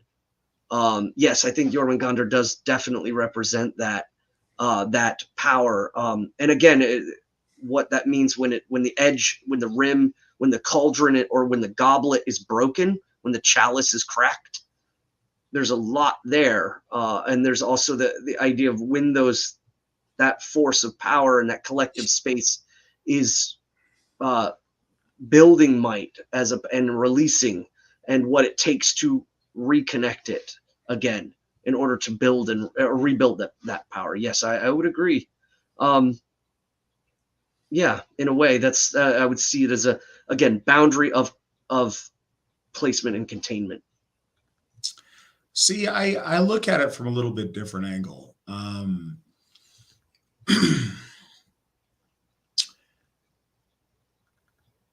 I don't think it is an exact correlation. I think the idea of the serpent in its most basic sense certainly does have a relation to it, but the Kundalini, in my understanding, is mastering the serpent. And I think that any of the serpents in our lore could be interpreted as that. You see, Nidhogger is at the base, at the roots of the world tree. So summoning the serpent from the base of your internal world tree, as it were, from the base of your spine, summoning that up, bringing the serpent of chaos under the mastery of will and consciousness, and riding the dragon, as it were, I think is more of an idea about the Kundalini. I think that in our myths, you see battle between forces of consciousness and that chaos that's often exemplified as a serpent. But you see a transition where there's something more, there's something over top the serpent, there's something directing the chaos.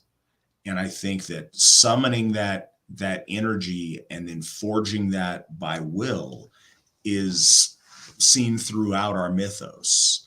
And so I don't think Jormungand in its encircling, constricting, chaos devouring state is relevant to it. What I think the relevance in the Kundalini is summoning that chaotic force and putting it to the will of order. And it's a really subtle thing, but there's plenty of references to it in Hermeticism. And in a lot of our Western tradition is the idea of bringing the chaotic under control of the will, under control of the astral. And I think that's a large part of that whole practice. If that makes sense. And I know this is kind of out there for some folks that may not be versed in it or be familiar with some of the concepts, but but I think that is,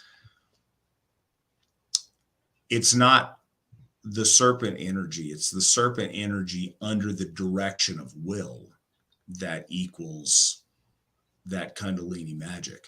And I think that so much, this doesn't relate to the serpent at all in a literal sense in our lore, but I think so much of that concept is displayed by Odin with the destruction and reshaping of the world from the chaos giant Ymir, or the very idea of the chaos that's contained within Gununga Gap being extracted and then put to order to make our existence. So that mastery over chaos, I think, speaks to it a little bit more directly.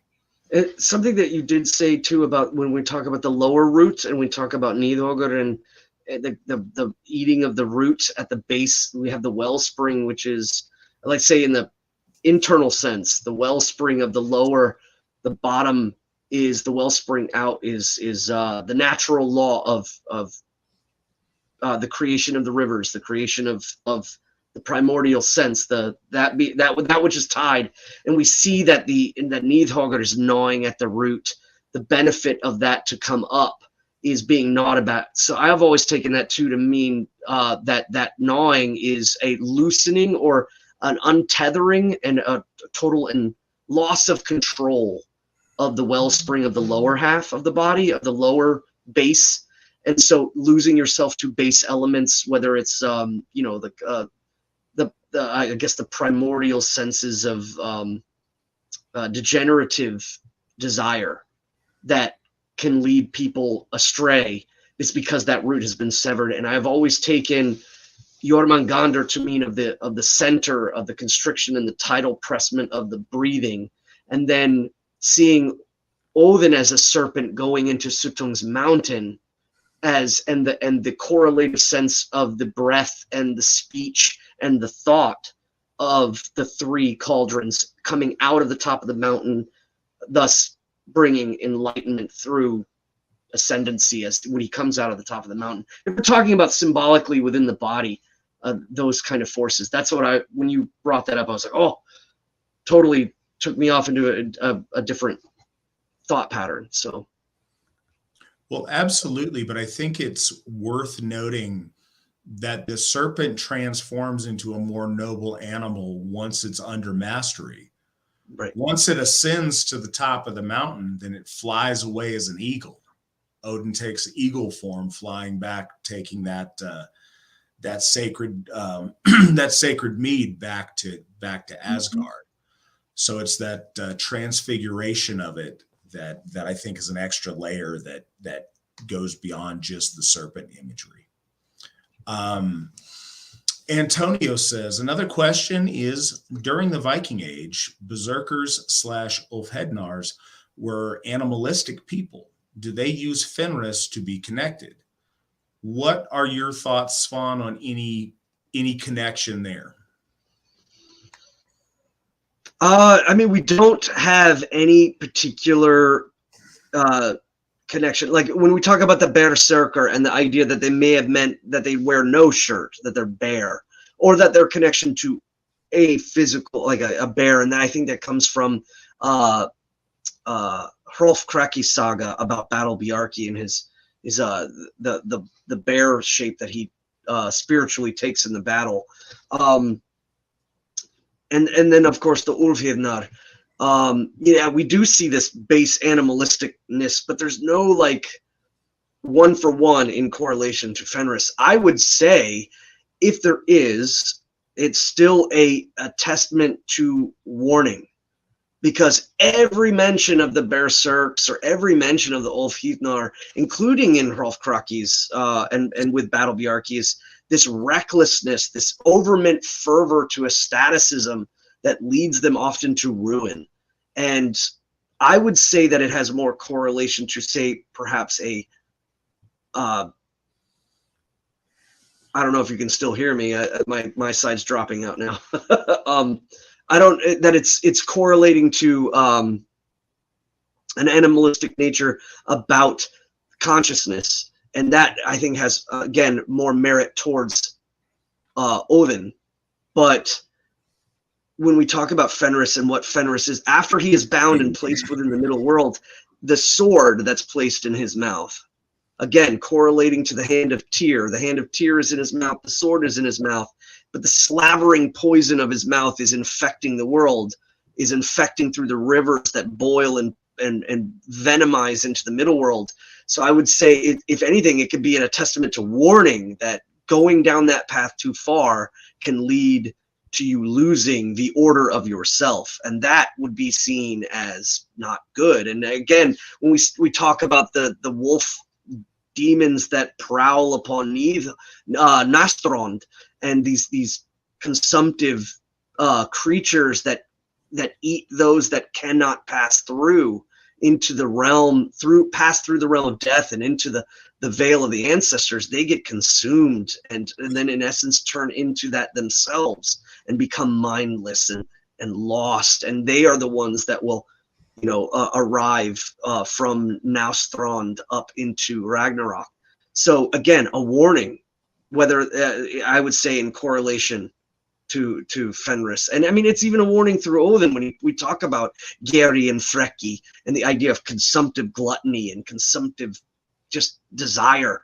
These are, again, always held with the caveat of a deep warning that you let these things go, you may end up down a road where you become the thing that needs to be bound.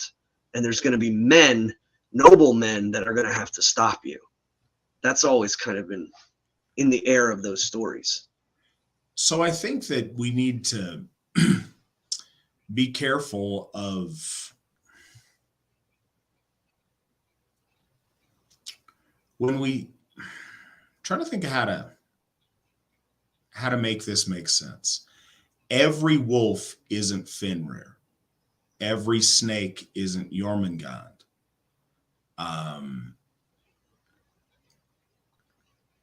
The reason that those beasts are in the shape that they are is because of the nature of what those beasts are and how our folk understood them, more than it is the other way around. Fenrir is depicted as, if we travel far enough, if we go over the Rainbow Bridge, we're not going to find a jumbo wolf tied up. And I think that we take it too literally when we get to that point. The idea of the wolf was that ravenous, devouring nature. As Svan mentioned, Odin has two wolves of his own that, are passive and docile under his direction. The primal is under the supreme direction of Odin's will. The master of ecstasy is able to keep these beasts at bay and utilize and master them. And we see Odin's relation to ecstasy in the Berserker and the Ulfhednar in that very way. They are overcome with ecstasy on the mission that they're doing. They're kind of inverse of Odin in that he's the master of ecstasy. They are mastered by ecstasy when they're in their animal form and their animal guise. But those cults were always associated with the Allfather, and it would be strange for them to have some kind of relation to Fenrir, which is, you know, the nemesis of the Allfather. So I think that would be a little bit misleading. You know, when we think about snakes and their venomous nature, we don't know that snakes are venomous from the tale of Jormungand. We know the nature of Jormungand because we understand snakes. And I think that that's an important way to understand these things, because our myths, and I've said this time and again, are not literal in the sense of Fenrir being, you know, literally lupine, or Jormungand being some actual breed of snake. These represent vast spiritual forces that don't have the shape of mundane animals on the earth. Just a thought on that. Josh says, Gothi, thank you for answering my previous question wonderfully. Can I ask, do we know about the origin of Tyrfing, and does Tyr have a role with Odin and the Einherjar? Svan, you got thoughts?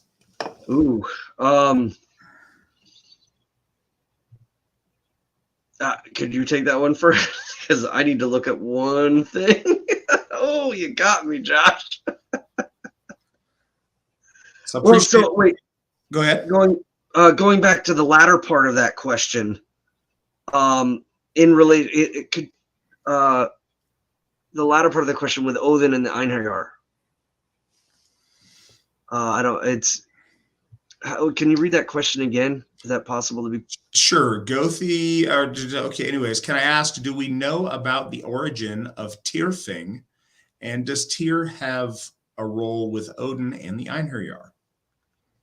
Okay, so that latter part of the question in relation to, and I kind of hinted towards it before, when we look at, this is where when we talk about like Mercury or Mercurius and the psychopomp, and we talk about the connection perhaps that Tacitus was seeing in relation to Odin or to Wotan, we see the correlation between the death of the warrior as an individual, the soul, and the being chosen by the choosers of the slain, the manifestations of his will. And so I think that there is actually a distinct difference in that. And I don't think that there's a correlation between Tyr and the Einherjar. I think that the Einherjar are deeply connected to Odin and his placement. I think that Valhalla, or the Hall of the Chosen Slain, are in essence being placed within Odin. Odin's hall is within himself, that they are in essence being joined with the might of him, with the correlation that he has chosen them to ascend at whatever time he chooses to ascend them. But Tyr correlates more towards, I would say, again, deed and the outcome of victory, and what that pertains to in the physical realm, what that pertains to the spirit of a nation, or the order and the way in which it will applicate itself in the future. And loss and victory doesn't always necessarily correlate to an immediate end stop. That it's more of an evolution of understanding, that perhaps the loss is attained in order to gain the victory later, in understanding a key element that needed to be shedded off. That would be the realm of Tyr. And I think that applies not so much to the individual as it applies to the grand collective whole of the nation, or of the tribe, or of the people, or of the army that's on the battlefield, if you will, if you want to take it to just in that moment.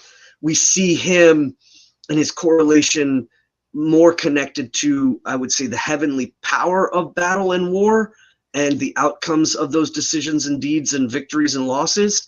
And then we see the individual soul and the ultimate collection of that pertaining to the further and greater battle that heaven must have and take place, through the evolution of the world, of our worlds.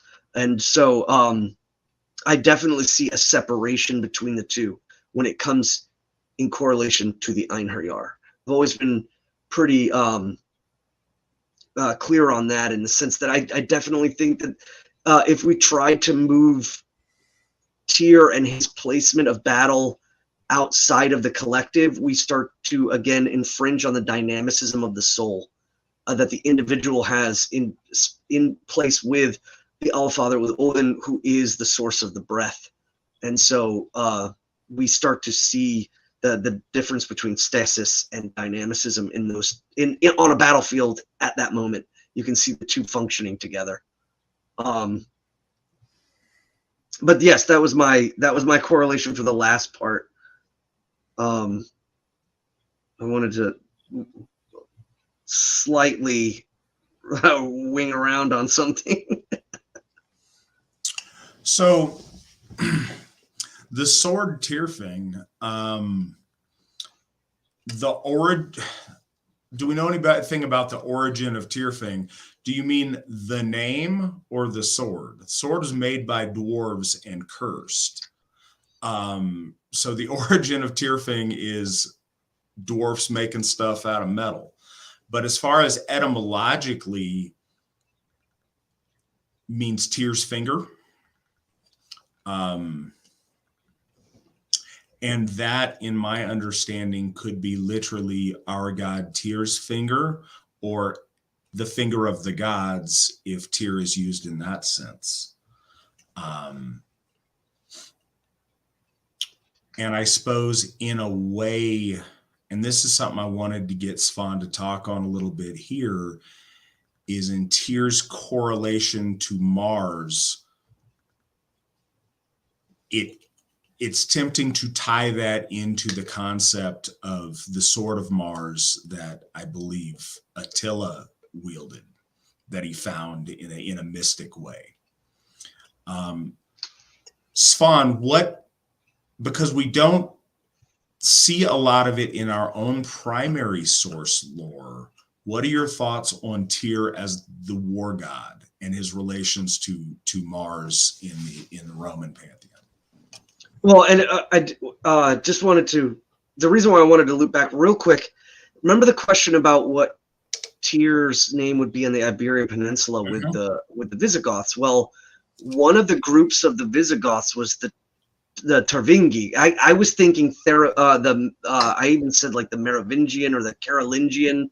I was pulling up the wrong place name. And so when this question came up, I was like, oh, boom, light went off. The two houses of the Visigoth body, when they moved westward, they created books of law, and one of them was I'm going to say it wrong, so I'm looking for it now again. The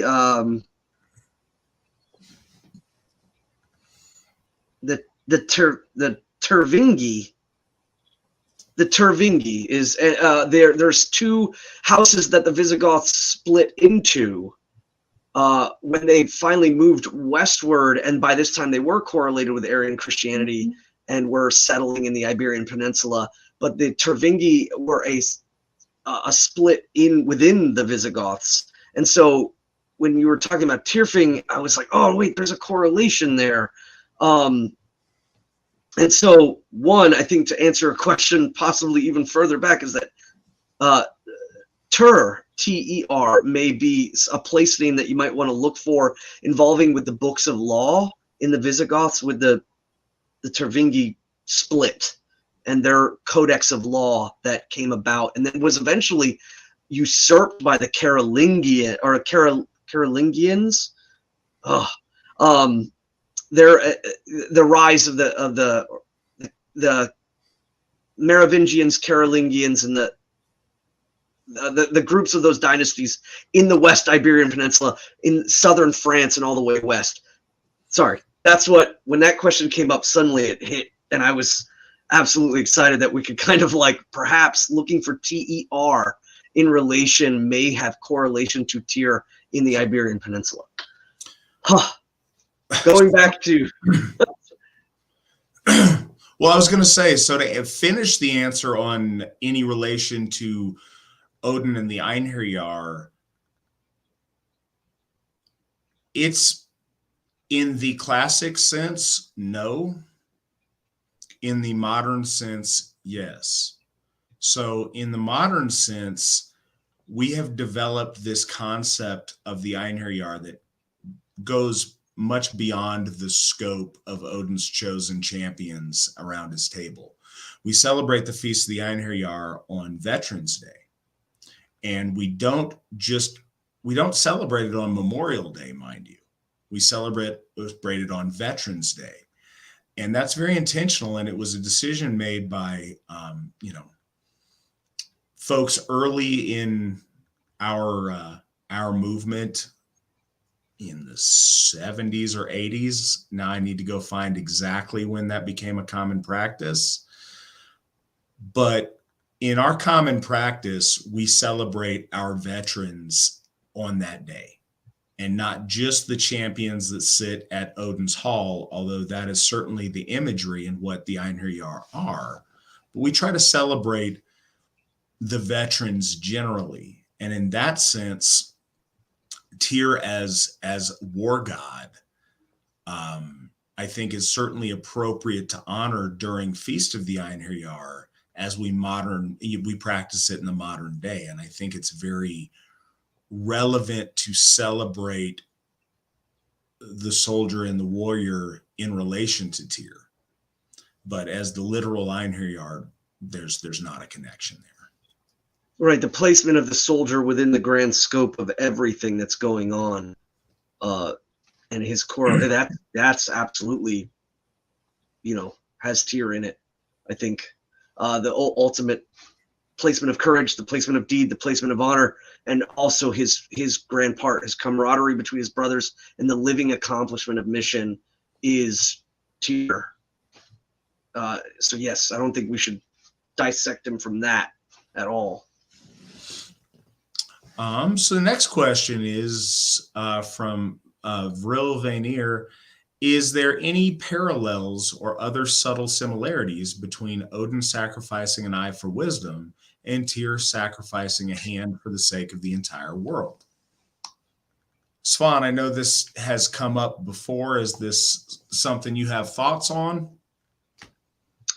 Yes, I think that, again, it's the idea of external, internal. We have the sacrifice for the internal, the sacrifice to see backwards, to see the source of all things.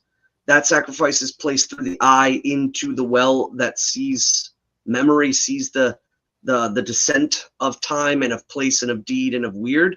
So we have this internal sacrifice, and then we have an external sacrifice. And that external sacrifice is immediate, and it's again placed within the confines of an external element that has the power to be external. The difference between the wolf and the well, the wolf being an external and activated force, as opposed to the well being a receptacle or a holding of water, and the wellspring where it's being placed within and seeing as it's kind of, yes, it is an emanation in the middle world, but it ultimately trickles down to the lower. So you see an internal, external.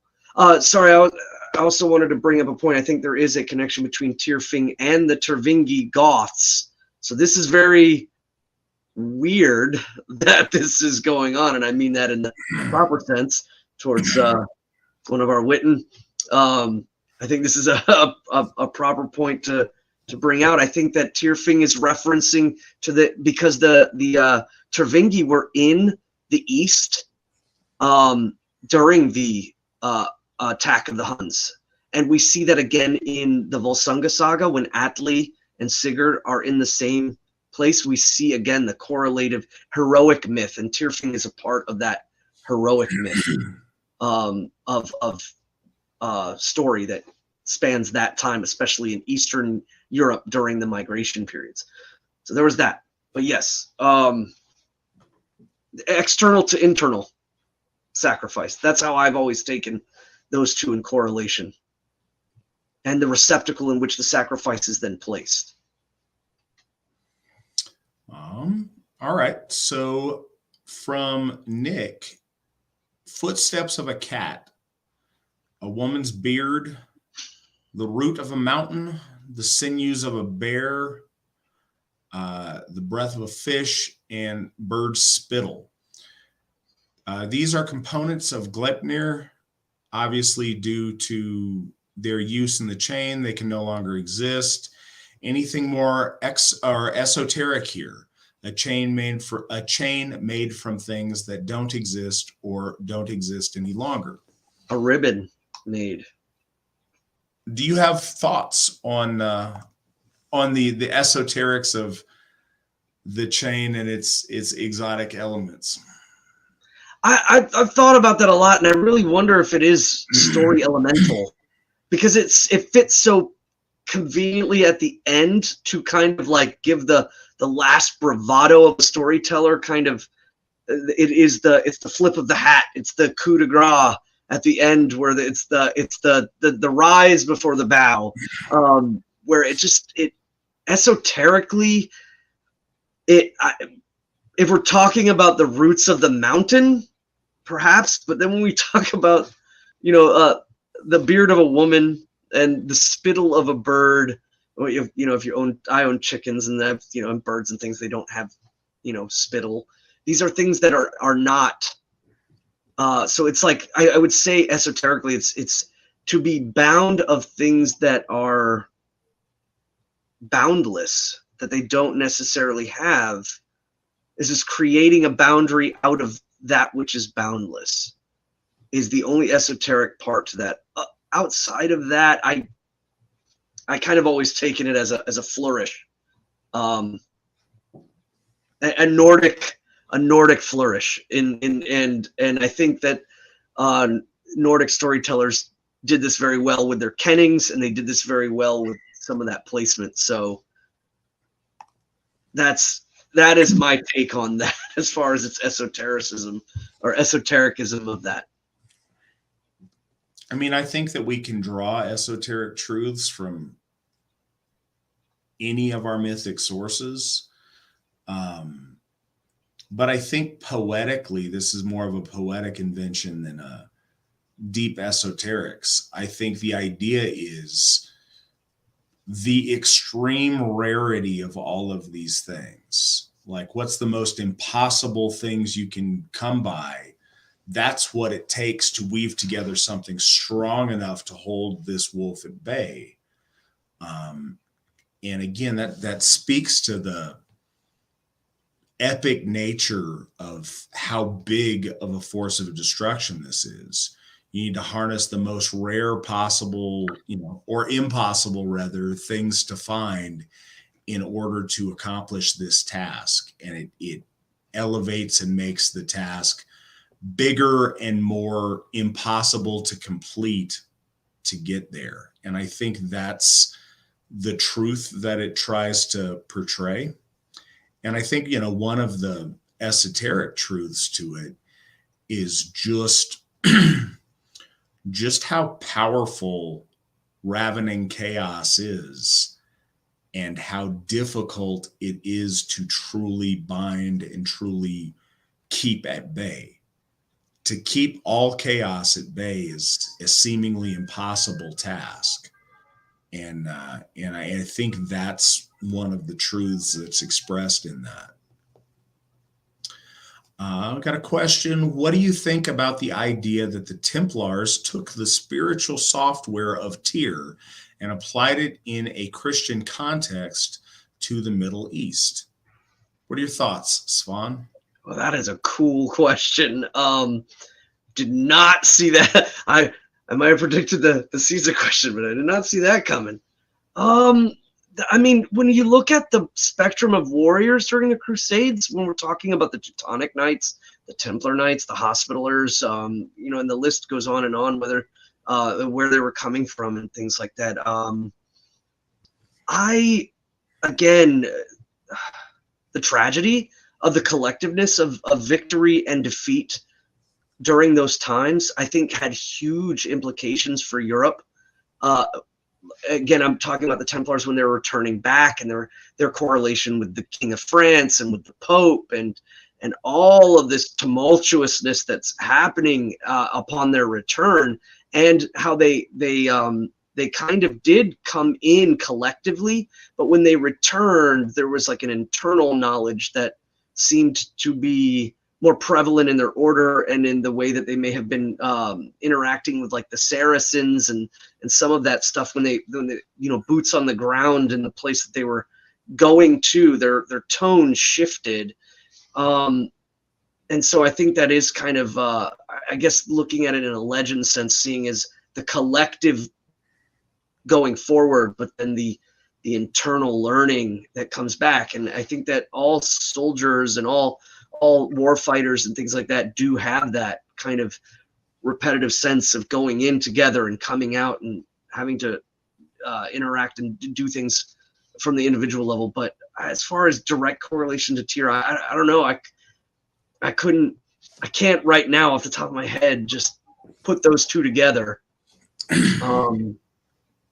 Because those two just seem so far apart in the, I guess, the core of their beings. So and people like to do this with the Templars a lot because there's a mystery there. People like to put all these very intentional, overt channels of thought or philosophy or belief into them as using the Templars as something to guard sacred knowledge and transmit it. No, at the time of the Templars' creation, I don't think that in any conscious way people were even aware of the existence of Tyr in that sense. But that said, I think that the folk memory of Tyr may have manifested in that sense. The idea of putting aside the pettier squabbles of white Christian Europe to fight against Muslim hordes of other different kinds of people to preserve land that they felt was holy and to preserve a sacred center. Certainly that Tyr could have spoken through the folk soul in that way, or manifested through the folk soul in a subtle way that way, of course. But I don't think the Templars were aware of that at all. I think that would be anathema to their very Christian leanings.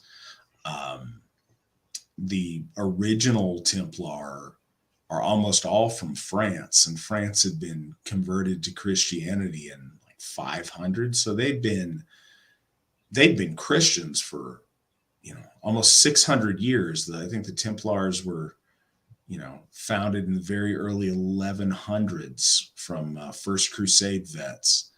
So, they'd been Christian in France and in the area where all these Templars came from for over 500 years. So I don't think there was an intentional, hey guys, let's take the lessons of Tyr and apply them in the Holy Land. But I do think that element of the folk soul speaking through is an absolute thing. So yes and no is my answer to that question. And Asatru, I think we've had discussions about this, and this could be a great way to that discussion that we've had before. Is there, or could there be, or is there a manifestation or a place to manifest the ideals of a chivalric knighthood, or a conceptualization of an Asatru concept of that would be an equivalency to, like we've talked about, like the Jomvikings, the Jomvikingur being like a holy order of warriors, or a order of warriors dedicated through like a divine pull or movement. And could that be placed today? could that like, does the tenets of knighthood even during the Christian times? I think, like what you had just said, the influence of the manifestation of Tyr within them comes from the blood, no matter how much they gloss or veneer that. But also, too, that evolution, could it evolve into a present state of an understanding that there is value in the chivalric code? I remember us having these conversations about that value. Well, absolutely. So removing it from just the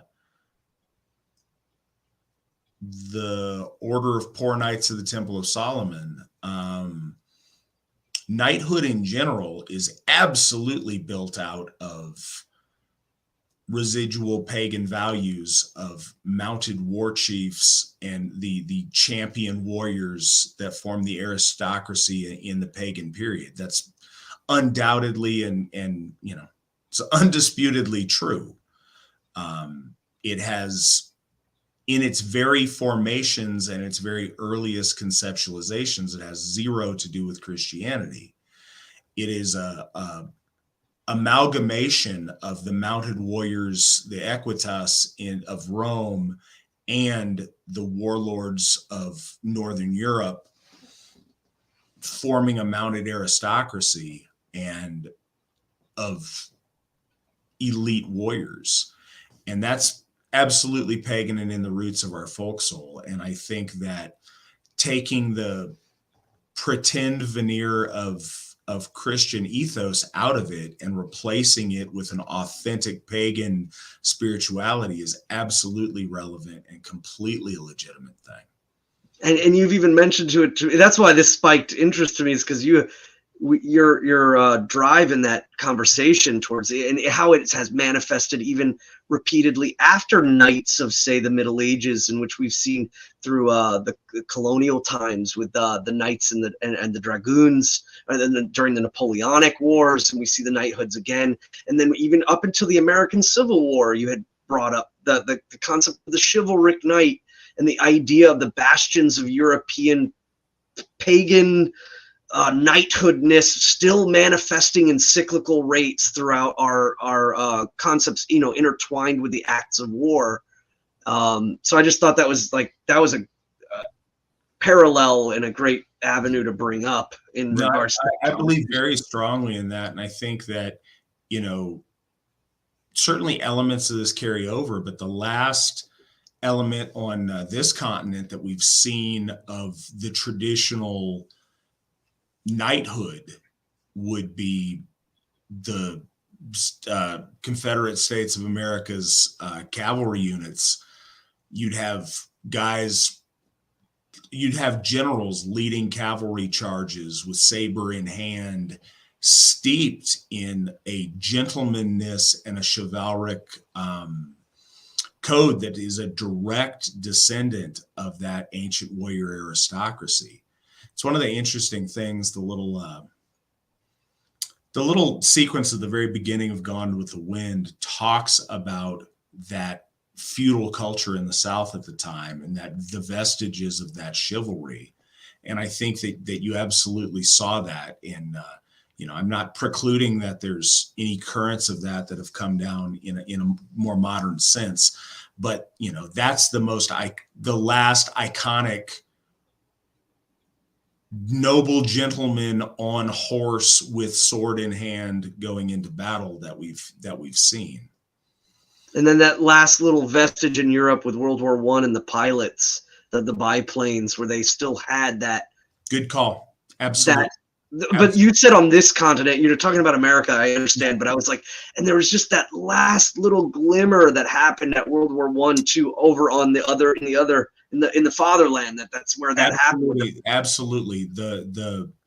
And if anything, that was a very interesting knighthood.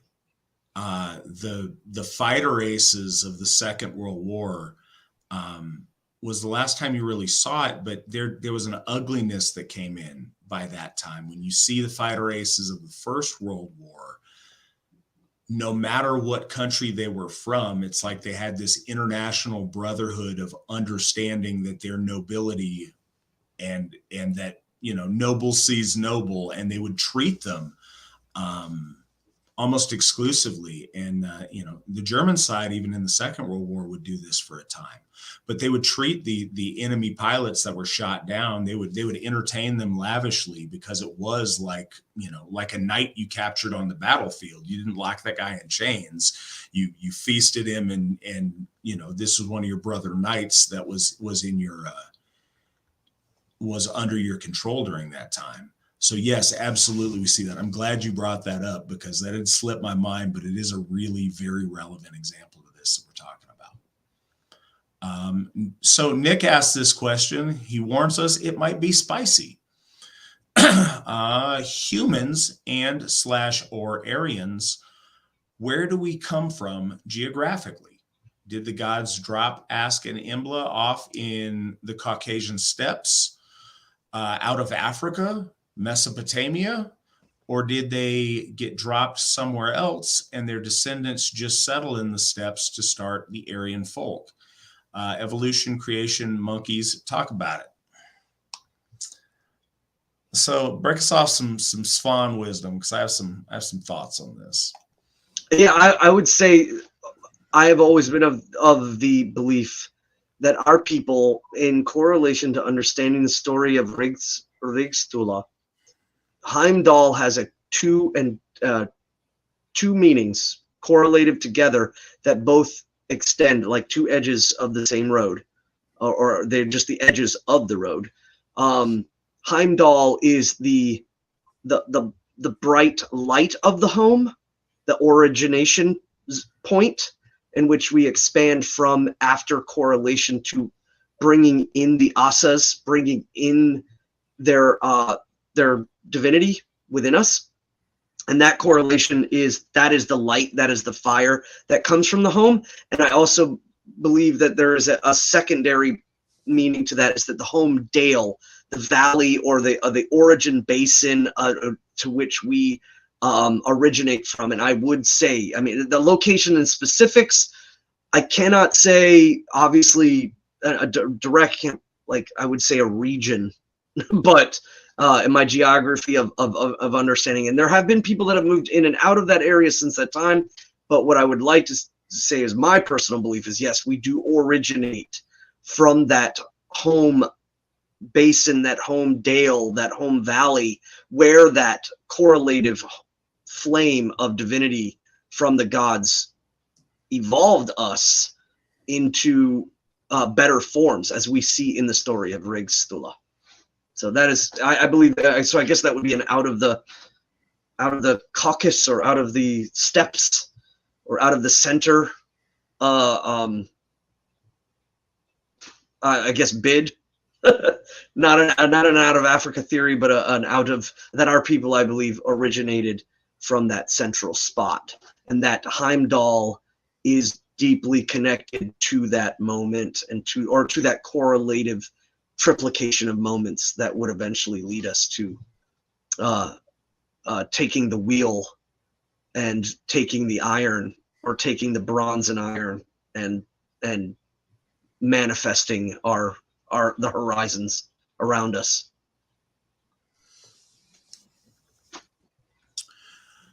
So it's a really, really interesting question, and Nick kind of opened up a can with this. Out of Africa, absolutely not. Out of Mesopotamia, absolutely not. Some folks come from there, but our folk don't.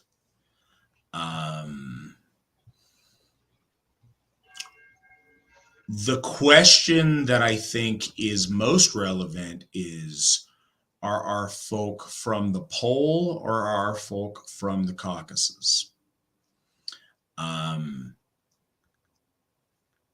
The Ice Age messes a lot of stuff up, and I don't know, there's a variety of different opinions and evolving scholastic discussion about the Ice Age and its effect on things.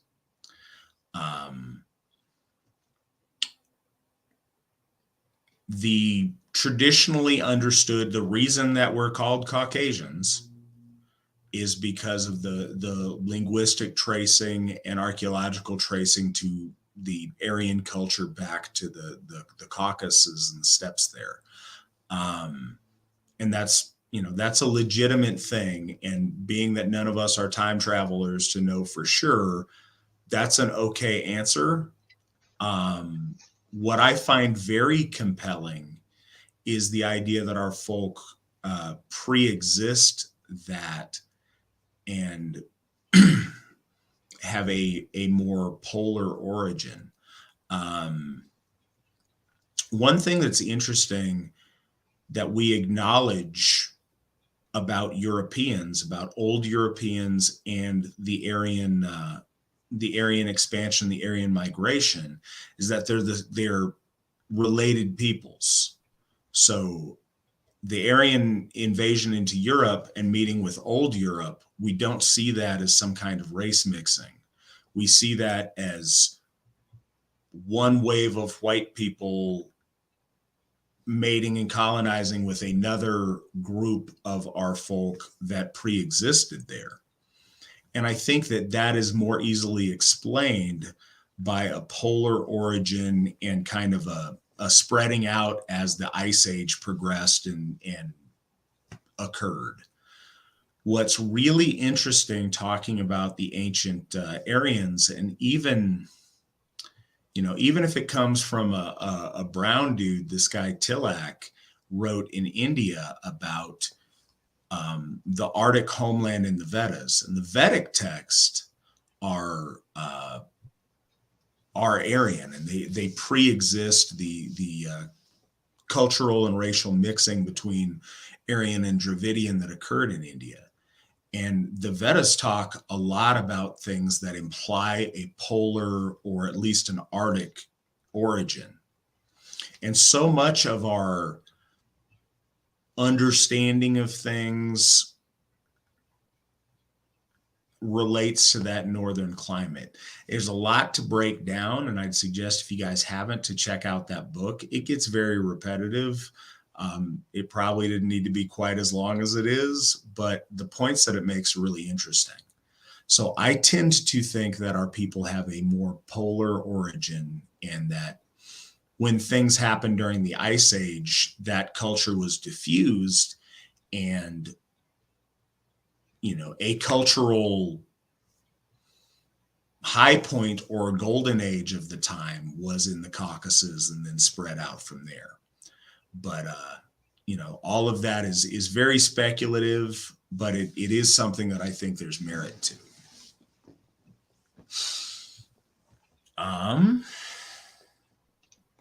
There's just a little quick question that was shot out here, and I wanted to bring it up. Buck, if that, as you said, is there a closer name in relation to an authentic European? Buck is very Germanic. It comes, of course, the male deer, eventually even correlating to the Bakken or the Buxen meaning, and it says, it's old High German Bach and Old Norse Bakker. So yes, it correlates all the way back. So yes, very Germanic name. Sorry, I saw that and I was like, wait a minute. No, I'm looking at some stuff over on the side too.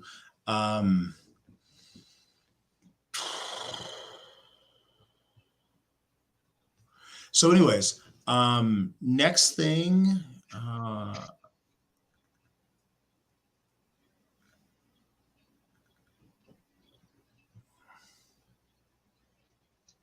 interesting questions in the comments. Well, yeah, and I'm trying to read this question because I don't think it reads as well as it was intended, and I don't want to just butcher it for those listening. Mm-hmm.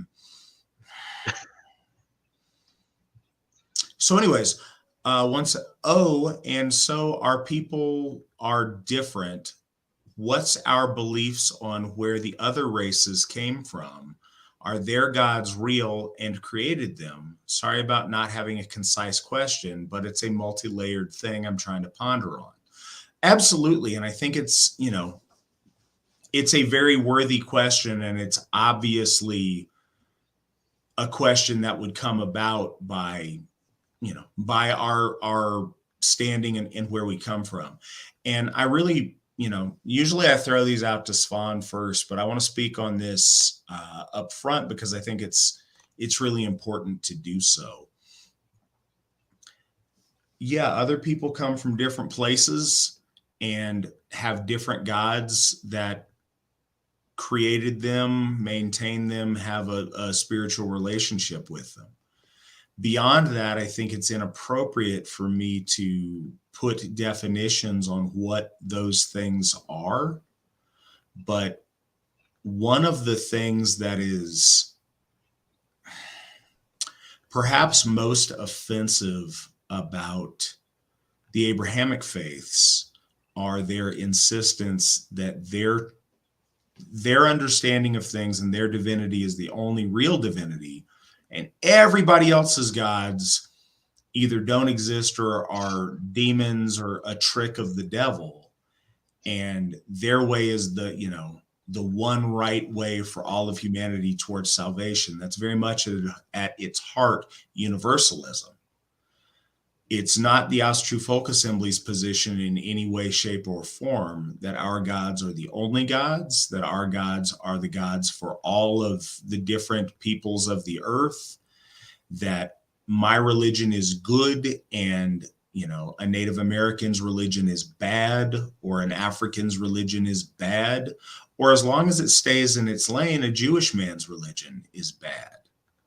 But it's just not ours. So yes, we believe in the diversity of races in the earth, and also the diversity of divinities associated with those races of people. But we are connected with ours through our blood and through our inviolable connection to them, as we think other people are to theirs. And I think that's a fundamental principle of the Asatru Folk Assembly, that it's really important is understood. Do you have anything to add on that, Svan? Could you? Yeah, I was looking for the question and it didn't come up here. So could you, for the sake of answering correctly?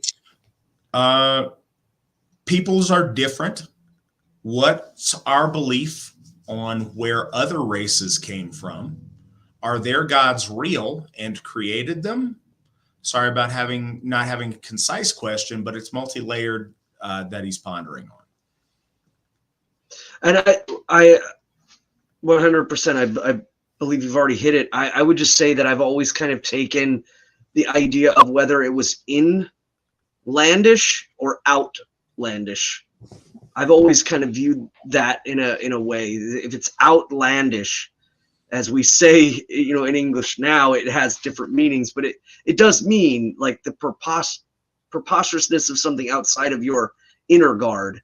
And so I don't mean it isn't being negative or being crazy or something of that nature. I think some things that we do encounter, and I just saw somebody talking about my prevalency to argue with people on Twitter, as tackling outlandish ideas. Sometimes I think it is important that we can have those feelings of, yes, this is not what we agree with, this is not what was right.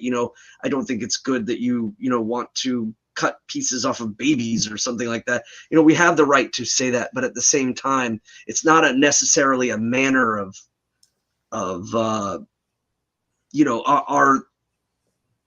are they bad, or are they some sort of like as the Hebrews did with the Canaanites, or that they did with the Philistines, or even the Babylonians, where they kind of shadimmed the gods of their enemies, and then eventually we use the Greek word demon. They demonized the gods of their enemies. I don't think that necessarily correlates. It's like the gods are within our inner land, and everything outside of that is it's kind of hard to explain the idea of where everything outside of that boundary begins to negate, and whether it's parallel or whether it's intrusive is what really becomes the question. If it's intrusive or it's damaging, then I don't think we should support it. And if it's parallel to ours, then I think we can respect it. Whether it's a Japanese practitioner of Shinto, whether it's the correlative, even if it's like a Buddhist, whether it's Theravada or Mahayana or any of that nature, is understanding those parallels of faith and devotion and piety. We can meet on that, because I don't find a lot of intrusion, or I don't find a lot of that aggressiveness towards the inner land of mine that I feel like I should reciprocate some sort of defense against. But at the same time, I don't think it's necessary to demonize or shadimize the others. They are simply themselves, and they have every right to be themselves, and we have every right to be ourselves. It's just whether or not it's intrusive or antagonistic, and that's when it becomes a problem. So we act in accordance to the nature of the deeds of others.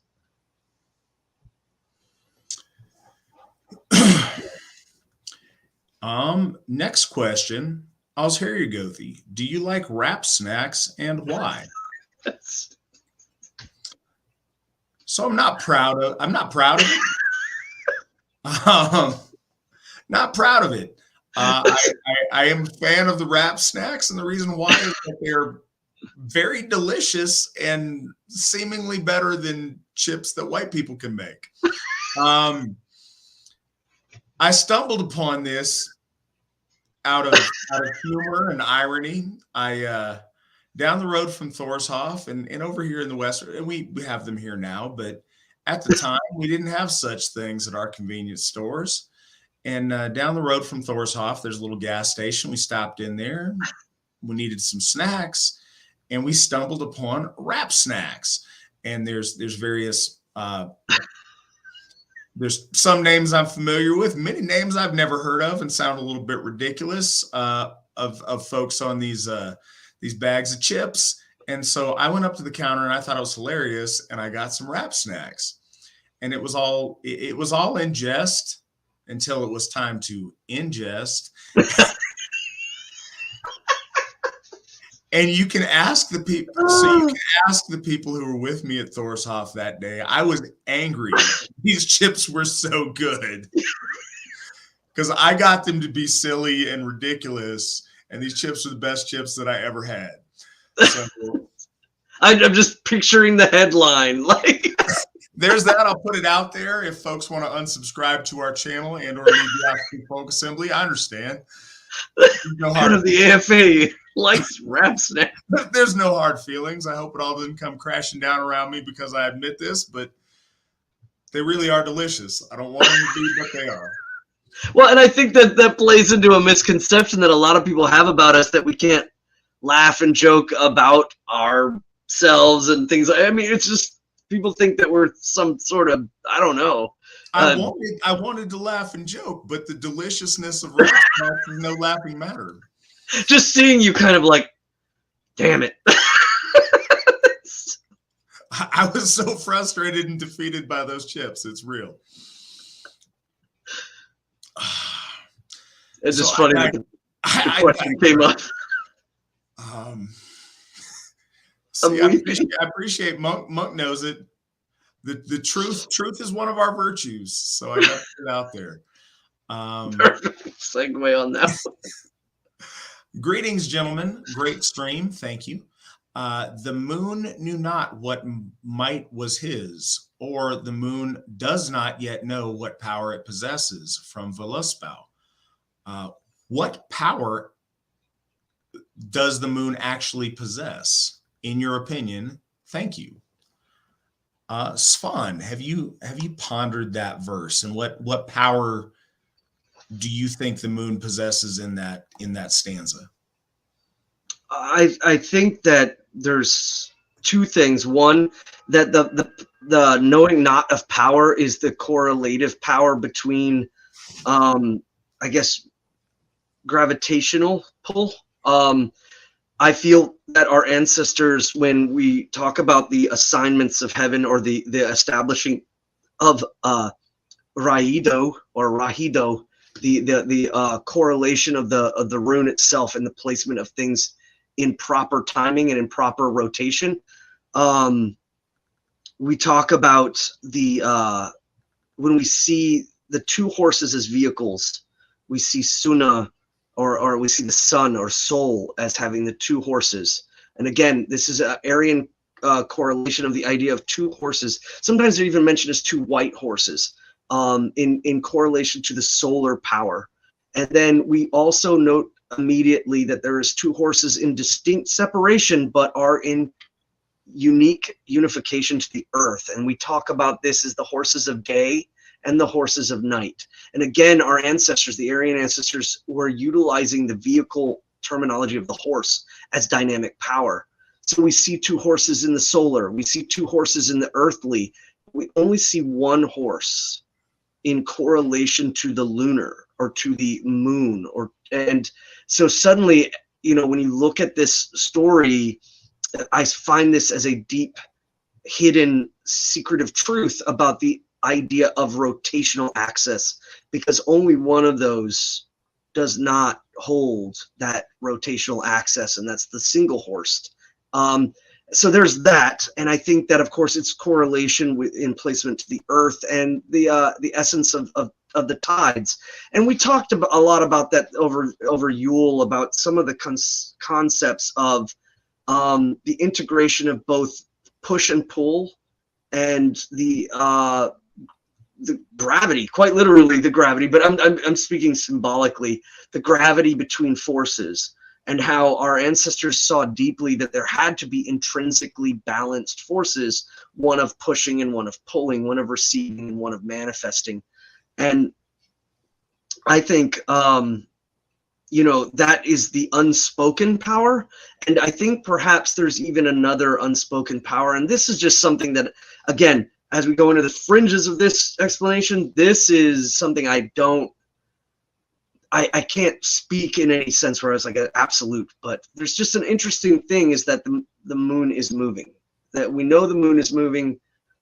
We can see it in our studying of the heavens, and with the technology that we have now, knowing that the sun, that the moon is moving directionally and within a time frame, and many have speculated to what that might correlate to, that there's going to be this apex moment where the moon as a visible and physical thing, it will be in perfect alignment with the sun, as through these years as it goes. And what could that mean in the possible alignments of the solaric and of the idea of the sun and the dark sun, and the convergence of the eclipse of those two powers coming together. I don't know if that's also perhaps the hinting towards the unseen, but that's just something I've wondered about, speculated about, and kind of looked at other groups of folk and what they might think of that. But that's what I got on that one. Yeah, I wish I had some great secrets about lunar power that I don't possess. Honestly, the thing that has come to mind that I assume is a reference to that gravitational power as far as the tides and the moon's control over that. I know that the moon also has relation to the situation with women and their moods and their things, as well as the tides. And I think that is interesting to make note of. That's the moon powers that are most evident to us, or to me. I can't tell you that that's the truth of that stanza, but that's what I would add on it. Mm-hmm. I'm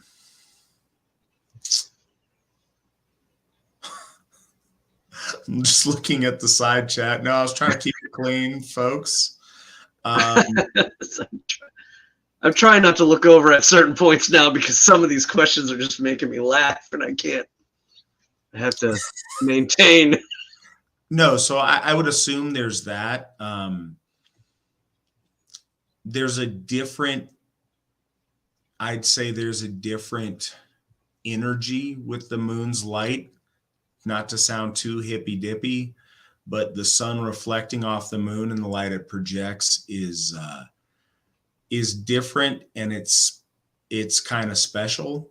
I know our founder Steve McNallen has a ritual that he does that involves, I don't know, harnessing that moon energy.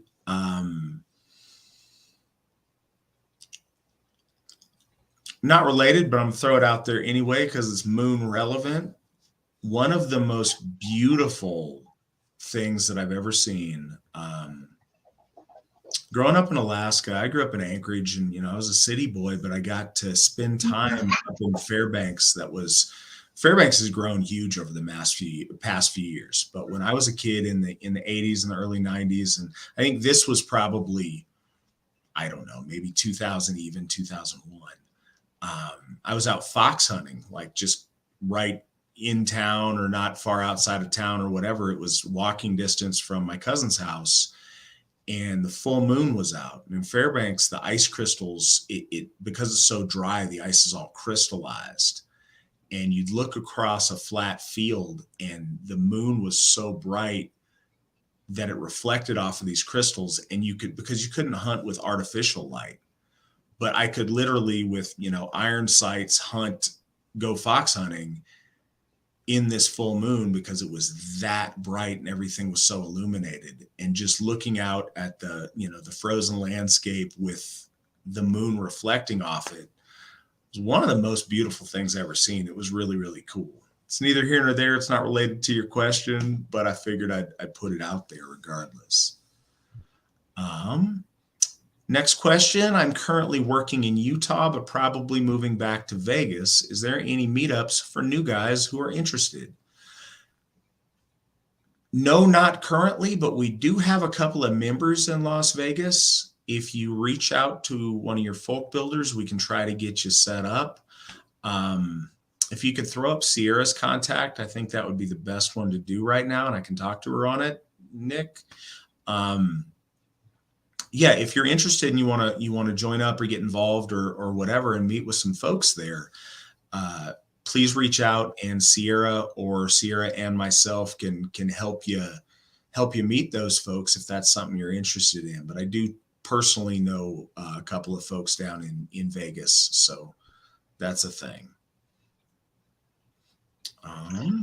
Monk Evil made a comment in there, and I wanted to say, yeah, there's a book called Who Built the Moon that goes extensively into some of those theories about the seismic activity of the moon landings, or the moon landing. And just an interesting book. I'm not endorsing it or anything. I have read it.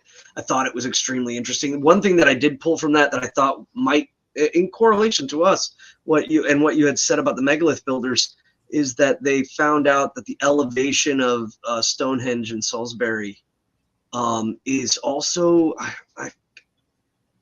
it's been a long time since I read the book, but I believe it's a place in Egypt that may be at the same elevation in regards to that, and it has some sort of correlation to tracking the moon.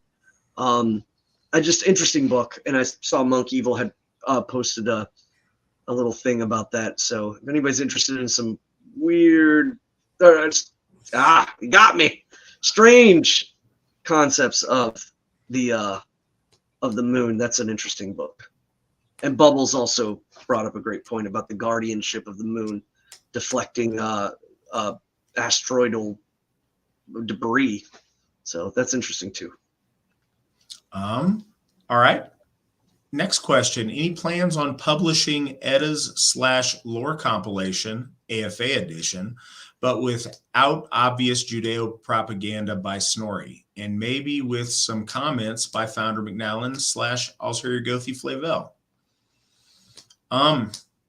Plans, no. Discussion about possibly doing that with maybe some, like you mentioned, some commentary or some footnotes or some side notes or whatever. I think it'd be great.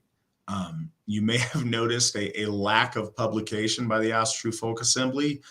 It's one of those things we're working on a little bit, but Folks that we have, myself included, are not great writers, or don't have the time management of sitting and writing and composing books and things.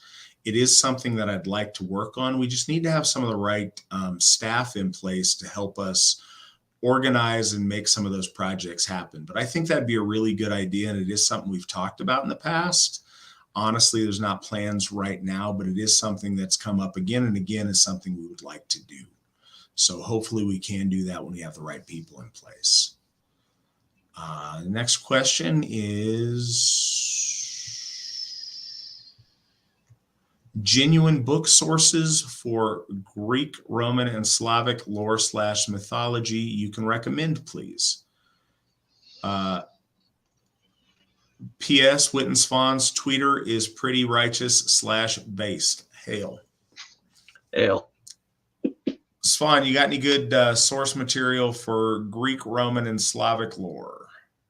No, that would be really hard to place out. I will say one thing though: if there's somebody, if you're on Twitter, there is a Latvian Baltic.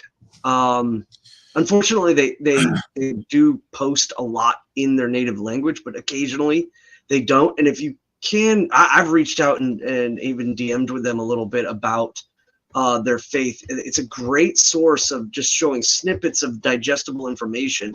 So there are some in relation to the Slavic faith, but as far as like Hellenic and Rodanov, is it Rodanovi? Their correlation towards faith as far as books go, I don't have any off the top of my head. I would have to like post in the comments after. All right. So Nick's got a tricky one, and I think this is something a lot of us thought about. Circling back to my question on the gods of other peoples, I get your point on not wanting to deny a diversity of gods and peoples, but how to wrap my head around our gods are real and literal and not metaphorical. And I understand there is myth and some literary aspects to what we have and what we can understand. But if our God shaped and molded the universe and our people, and Yggdrasil holds Midgard, and the giants' parts form the lands and the sky and the clouds, how to balance that with saying other people have real gods? Sorry, it's 1,000 questions and no question at once, but trying to wrap my mind around Odin being real and Anasazi and I can't pronounce a strange Aztec god too.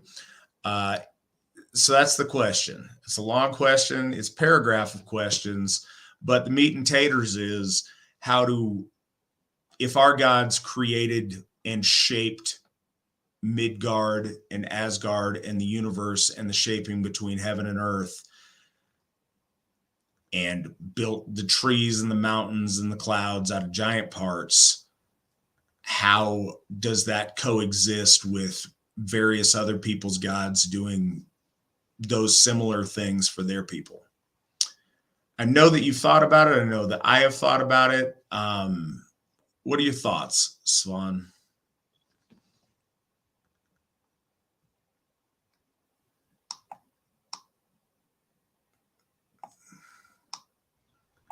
Sorry, one of my hounds over here is making a lot of noise, so I was muting.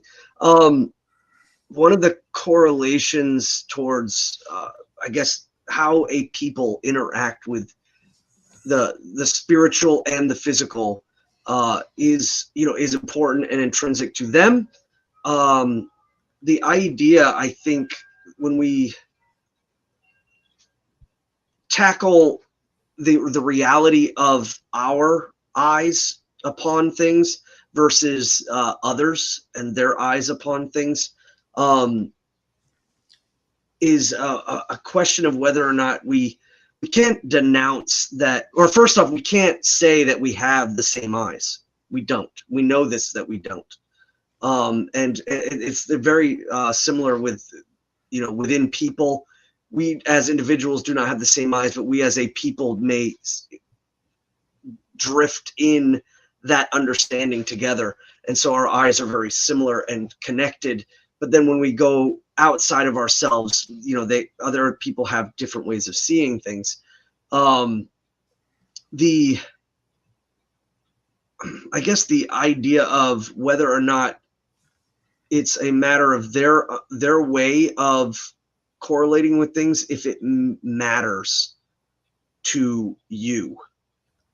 What matters to you is to see the divinity in the way of both your ancestors and our culture and ourselves, and ultimately the individual being a part of that, and seeing the world in its manifest is important. And I think we are entitled by birthright to attain that and to see it.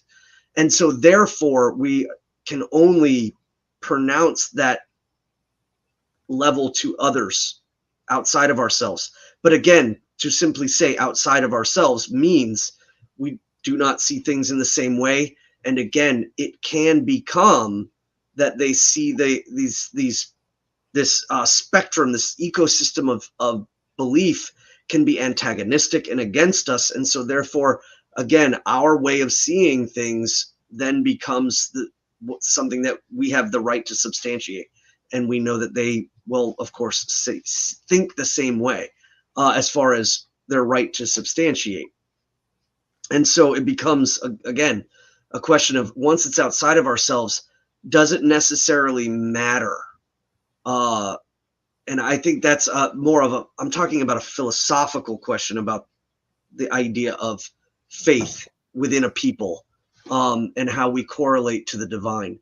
Outside of ourselves, it could be irrelevant. It could be placed to the idea of simply just giving respect that I would want in return. But beyond that, I don't expect them to understand. I don't expect them to accept. And I certainly don't expect them to adopt my people's way of seeing things. And so that places us on this table, if you will, or this field of a kind of a unilateral acceptance of that over there, this over here. And I'm concerned with this over here. So when I see these things and I believe in the gods and the way that I see the world, I don't particularly seek the correlation of asking the gods, well, what's up with those guys over there? Like, why? Or whatever. It's however, or why do they do that? Or it doesn't matter. It's outside of that. So I have a inner guard, outer guard philosophy of that. And outside of the outer guard, or in the outer guard, the relevance of it is ethereal to me. Wondering what the tides are like in Chile right now. They just don't, the conceptualization of that seems fruitless, and, to use a wise man's words, much like navel gazing. So, well, it is a question that I'm sure has occurred to a great many of us. It's also a question that I'm the least, comfortable answering, because it delves into a bunch of unknowns, and nobody wants to hear religious authorities say, "Oh, I don't know," because it's not good, and it's not what you want. But as I said earlier in the program, there are some things that go back that become unknowable. Well, cool. Where did our gods come from? Well, the gap. Cool. Well, then where'd the gap come from? What was before? Who made the gap? Well, okay. Who made that guy that made Ganunga Gap? Well, cool. Well, what was? You can go back forever and not get to that final answer point that you want. But at some point, it becomes increasingly irrelevant. And I don't mean that as a cop-out answer, and I don't feel that Svan's answer is either.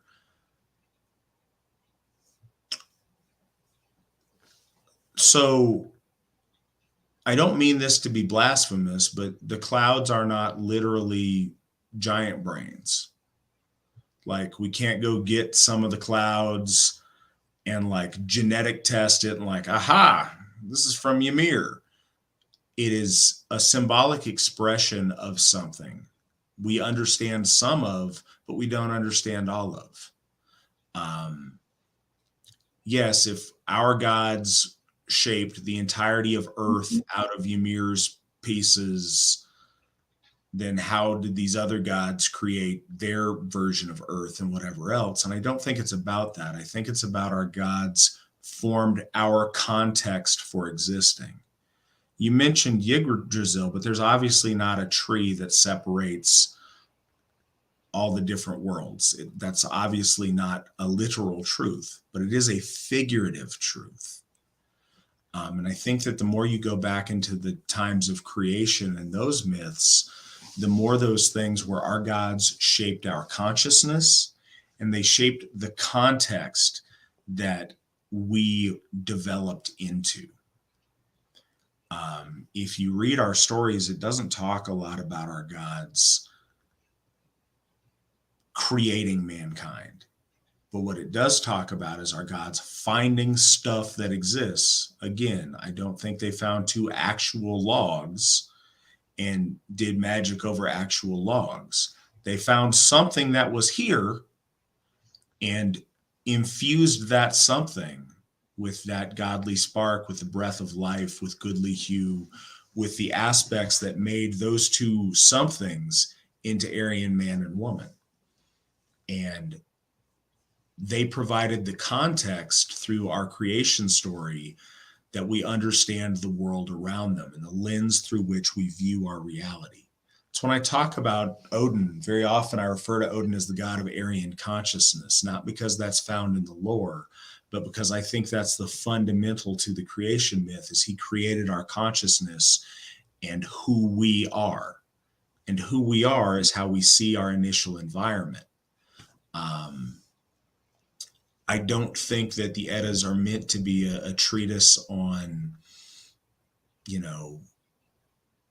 astrophysics of the initial formation of the earth in a scientific way. I think they are, it literally, that process of shaping from the gap to the world that our people found themselves in is creating a context by which we see the world, by which we see ourselves in relation to the nature around us, by what we see ourselves in relation to our gods, by how we see ourselves in relation to the celestial that we see around us, and ourselves in relation to how we see each other.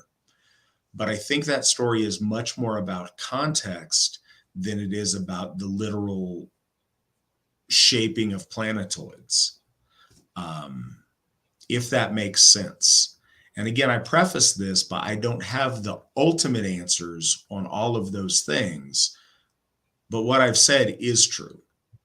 There may be other truth beyond that that I don't know, but what I did just relay to you is in fact true. There may be bigger or more truth, and hopefully we all learn more as we go.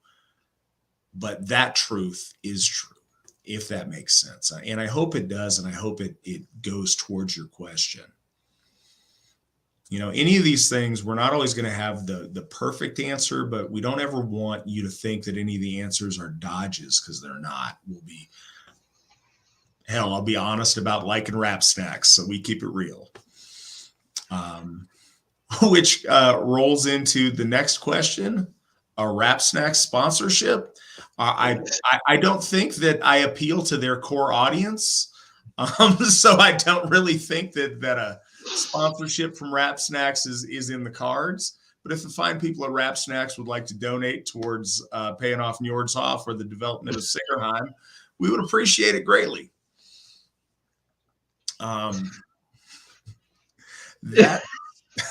If I may, I wanted to say something too, just in relation to the last, not that question, the one before that, about the idea of universal concepts. I think that universalism as a religion or as a religious drive, I think broad strokes, some of the things like you might find a universalist religion that correlates itself based around the idea of death, that we all share in an end. And sometimes there's a caveat to that, whether it's fear.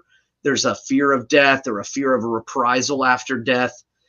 Some philosophies that are universal might build themselves upon supplication to fate or supplication to power beyond themselves, so that it's just total supplication to that. And that's a universal tenet, or the universal tenet of the idea that we all suffer. And so in order to alleviate suffering, we must try to attain a state of being. And that's something that is the question again is that a universal state that can be attained by all peoples? That's an interesting question in and of itself. But coming at that question from understanding there is a folk worldview versus a universal worldview. And universal worldviews have a tendency to be very broad stroked and usually are built around something that is uniquely individual or oftentimes very uniquely to the culture, but not necessarily. So like say if it was death as the like a cult built around death, and it would have still always carry its kind of home culture with it, and spread that out, whether it was its form of writing or its form of speaking or its form of acting. So there's always kind of a semi-folk element even to the universal concepts of these religions. But those religions still gear themselves towards spreading. And that spreading always comes from, well, you're going to die, right? Well, this is what we think about death. So you should think about this way about death too. And that is a fundamental difference between a folk religion and a universal concept religion, is that we don't have that caveat. We don't have that universality of idea. Yes, perhaps there is, yes, we are all going to die, but in what way? And how will we live? And so, and what do we think is important? Do they think that the things that we think are important? It doesn't matter unless there's some sort of maybe a connectivity. Yes, they think of a concept, but do they think of all concepts the same? No. And that would be foolish to believe so. So I think that that's why when I am referring to it as like outside of us is not relevant, is because I think it's also kind of fruitless to do broad strokes and build. Our religion is based upon the cultivating of the insular guard, the wall around the garden, and we're focusing on building that within, that the forces without become, a mitigating factor along, just as whether or not it's going to be in the way or not involved. And religiously, we see the world in that way. So it's just, there's no point to say, oh yeah, what those people believe is stupid and they're wrong.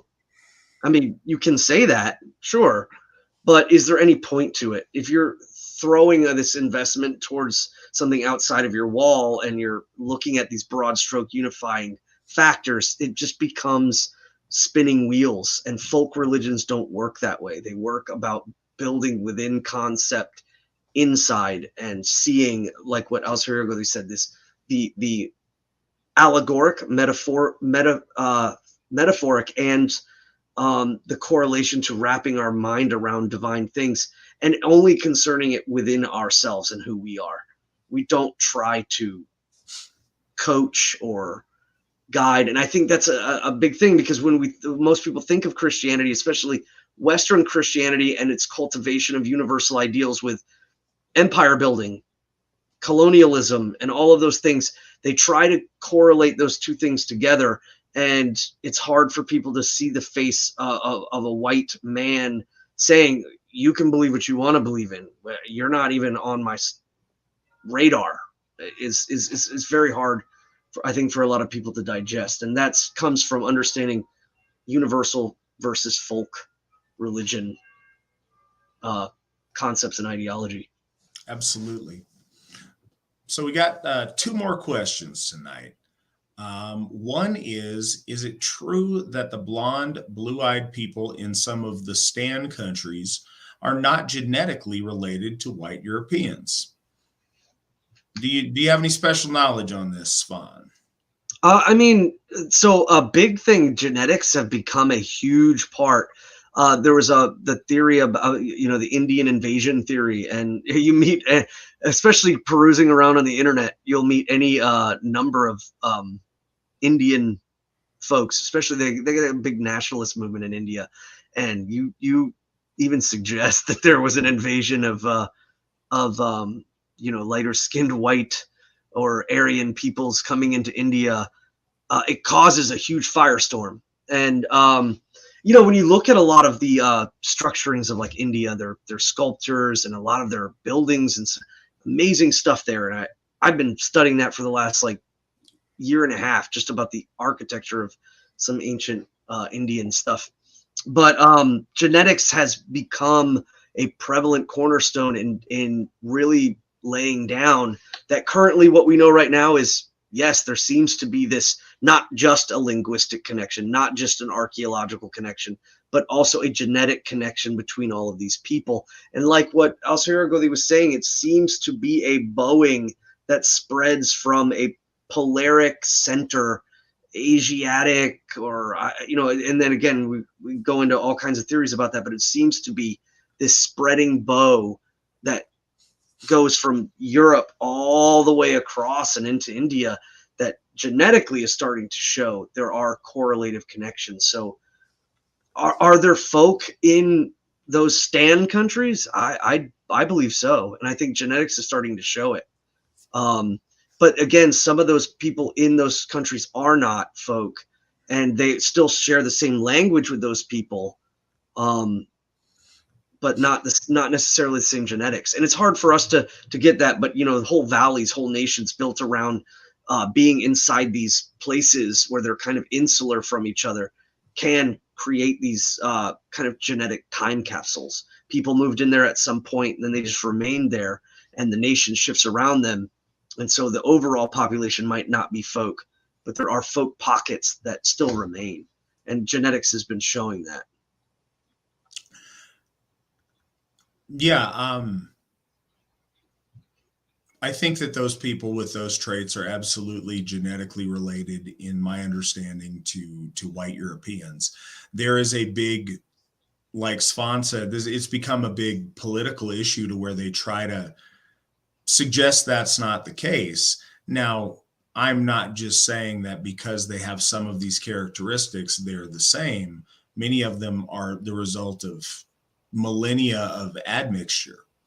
But there, as Svan said, there are pockets, and absolutely the migration. You see that. You see strange, anomalous things, like the guy that taught about Zen Buddhism was a guy comes out of the north, the blue-eyed barbarian with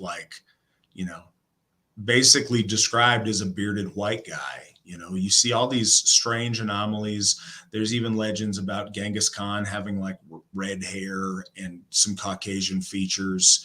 You find mummies. You find a lot of things, first of all, from original prehistoric migration of people, but you also find a lot, especially through those Stan countries, of Silk Road transit of people that have left genetic markers in those places. And especially when you deal with higher caste people in those places and people in the upper echelons of society, they often carry over traits from many generations of different Aryan peoples. You see that, you can see that from the different folks that Alexander put in charge of those countries during Alexander the Great's conquest. You also see that with various Persians. The higher the caste of Persians and the more ancient the Persians, they prided themselves and described themselves as Aryan people. That's why Iran is named Iran, the land of the Aryans. So in ancient times, certainly there is a ton of that there that does genetically absolutely relate to our folk. Now, over time, that has diminished greatly, but in pockets, and especially places you mentioned, stand countries where they're isolated in mountain valleys and they don't get out much, you do keep some of those, I guess, heritage breed folks there. But yeah, that's my thoughts on that. And then the last question of the night is from Monk. Is Tyr a god of war or a god of justice or both? Nick snuck in more questions on me. That's fine. We'll answer the other questions too. Yes, Svan and I talked about this a little bit earlier as far as justice goes. A god of justice on the cosmic order and on the macro scale. But I think that flows very well into being a god of war. To our ancestors, war was putting those things to the test. War was the ultimate arbitrator of justice for your folk or not. Your victory in battle wasn't just seen as, a combination of logistics and tactics. It was seen as divine favor or not. So those struggles were very much a testing of your haminya and your spiritual might versus that of your opponent. And in that sense, absolutely, you see the carryover between God of justice and God of war at the same time. But yes, Tyr is absolutely a god of war. He's absolutely a god of justice, simultaneous. And in this, the attainment of what is just, the upholding of what is just, and the conformity to truth, fact, and reason, the idea of total law. So the idea would be to see that which is against the natural law of things is not just. And so justice, I think, holds a lot of meaning now that's different than what I think the intention of true justice is about, which is the maintenance of law, that which is correctly in order, and that which is against is. War in ancient times was very often over issues like that. Like, certainly it had to do with economics and expansion and other things, but conceptually it had very much to do with the right ordering of society, with the natural law of things. War was fought very often in an Aryan context over the concept of dharma, whether that's expressed in India or in Iran, or whether it was expressed in Europe, depending on the various Aryan branches of people, the idea of how the world is supposed to be structured. And those things were put to the test on the battlefield. And that was very much a belief of our ancestors then, and it's a belief to many now. Looks like we've got two more questions, unless Nick surprises me again. Any plans on building AFA physical library, not digital, with all useful books to preserve and pass the knowledge to future generations? Every Hoff should have books for sure. Sort of. There's been talk of that. Honestly, saving up a physical library just in case is a smart thing to do, and I don't fault that. I don't think that every Hoff necessarily needs to do that. I think that's a massive investment. Books are expensive, and I think that if any of us look at our own personal libraries, it'd be shocking how much money went into those books. We have talked a lot about having a physical library at Sigerheim for some of that purpose. Honestly, libraries at the Hoff, we've tried that. We've had a number of people donate. We still, are doing that effort. That's great to have, but that hasn't really worked out in anybody, really using those libraries. And I think, we have books at most of our Hoffs now, and it's not something that ends up getting a whole lot of use. I think that digital libraries are a much more accessible, practical thing for our folk to use, but having stuff just in case, I think, is absolutely smart, especially books and sources that you feel are likely to be suppressed or canceled, as it were. So we would like to have something like that at Sigerheim, certainly. And all right, last one. What do you think of leftist pagans? I see them all over YouTube when researching. All right, so I've got thoughts, but I want Svan to get it. And there's a last little question, but I think it'll be an easy one. Go ahead, Svan. What are your thoughts on leftist pagans? Well, it's okay. Despicable actions in certain contexts. I've seen leftist pagans. The one thing that it really strikes me is their usage of the gods in a most unpious manner.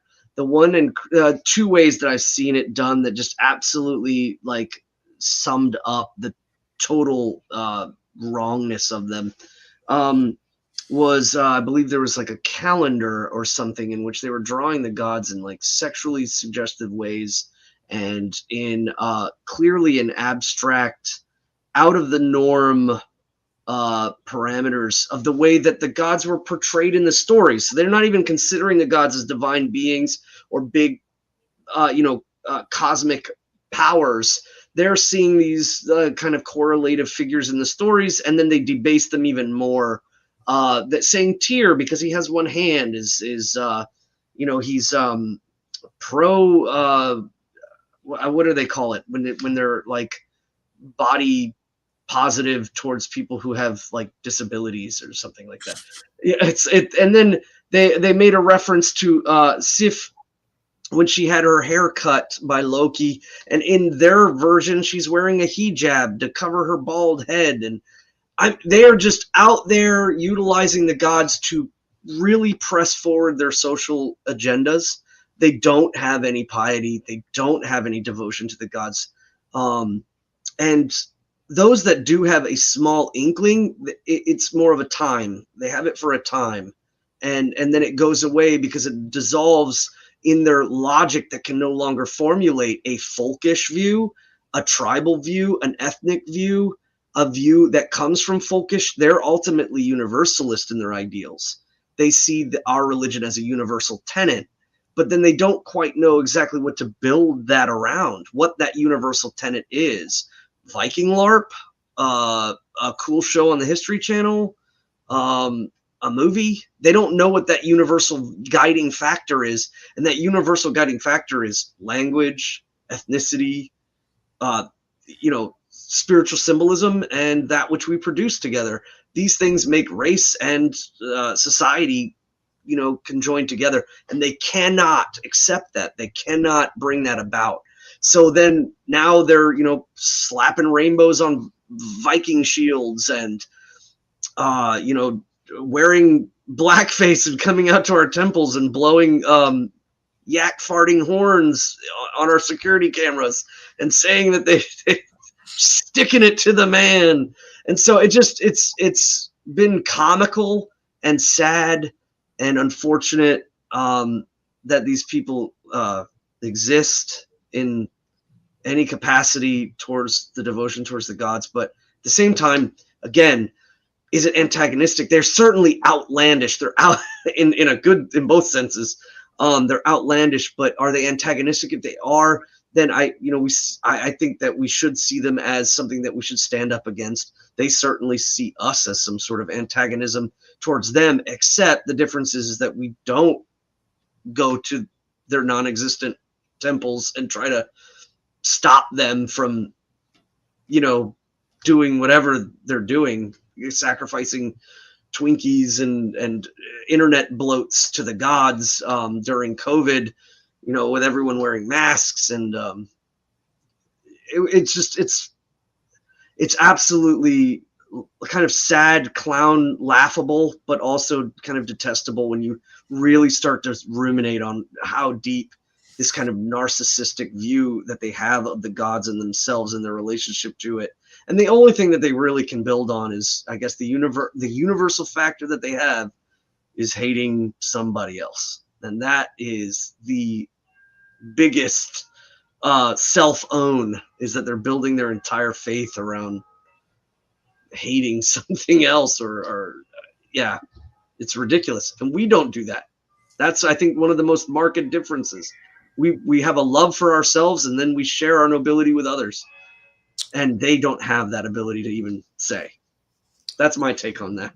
So there are two types of leftist pagans.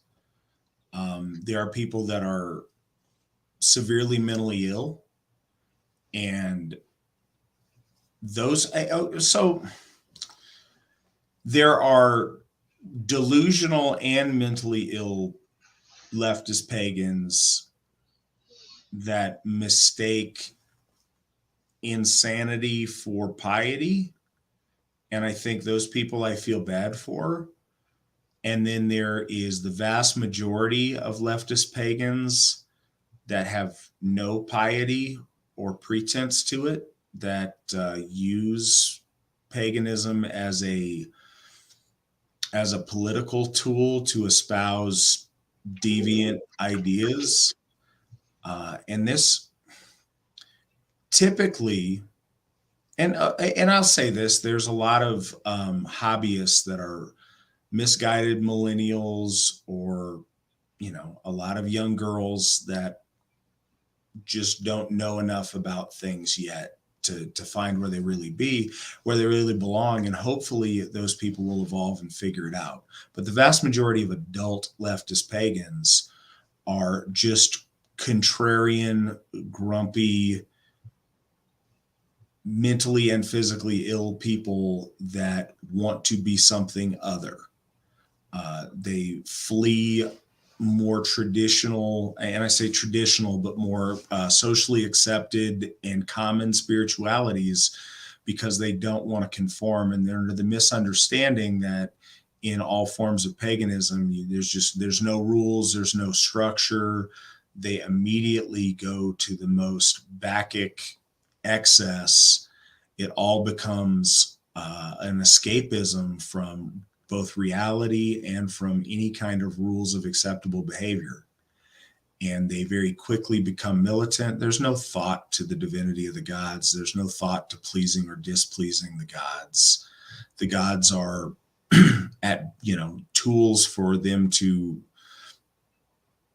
I don't know, be abusive with their extreme lefty views. But one of the things that is shockingly common is just how horribly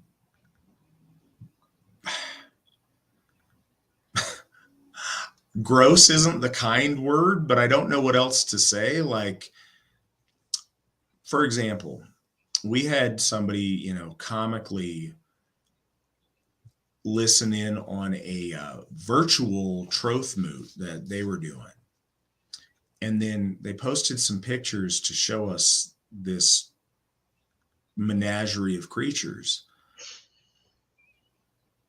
The poor mental health was written all over their face. They looked beyond your worst caricature of what you would laughingly draw those people as. And I'm not saying this to be mean. I promise this is 100% honest. They were, all of them, morbidly obese, crazy-eyed, very ugly, gender uncomfortable, like as ambiguous gender as they could be with their little pronouns and their stuff. The mental illness is extreme there. And I think there's a reason that all coalesces into the same, drain catch. It gets these people that are very, very disturbed. And leftist pagans are, we have much more in common with conservative Christians than we do with leftist pagans. Leftist pagans are I'm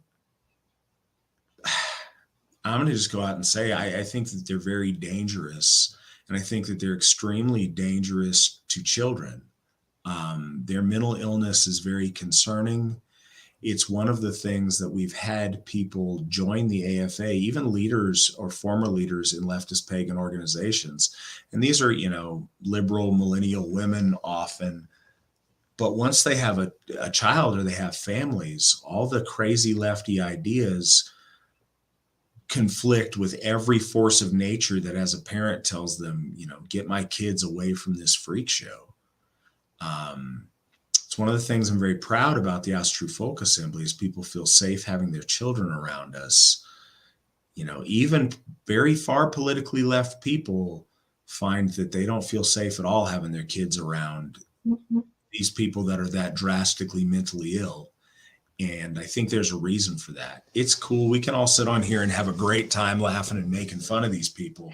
And certainly they are worthy of a lot of scorn and ridicule. But at the end of the day, it is a epidemic level of mental illness that is a danger to themselves, to their families, and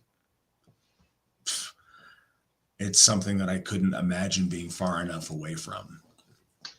And there's one thing I would say too, if you read and believe and have faith in the gods, and you see the gods as an exemplary facet to incorporate into your life, the way you can tell whether you're on the sides of the gods or on the sides of the chaotic forces is if you see those stories and you exemplify them to create your own Ausgard, to create your own Ethaval, the plane of work that you cultivate and build upon.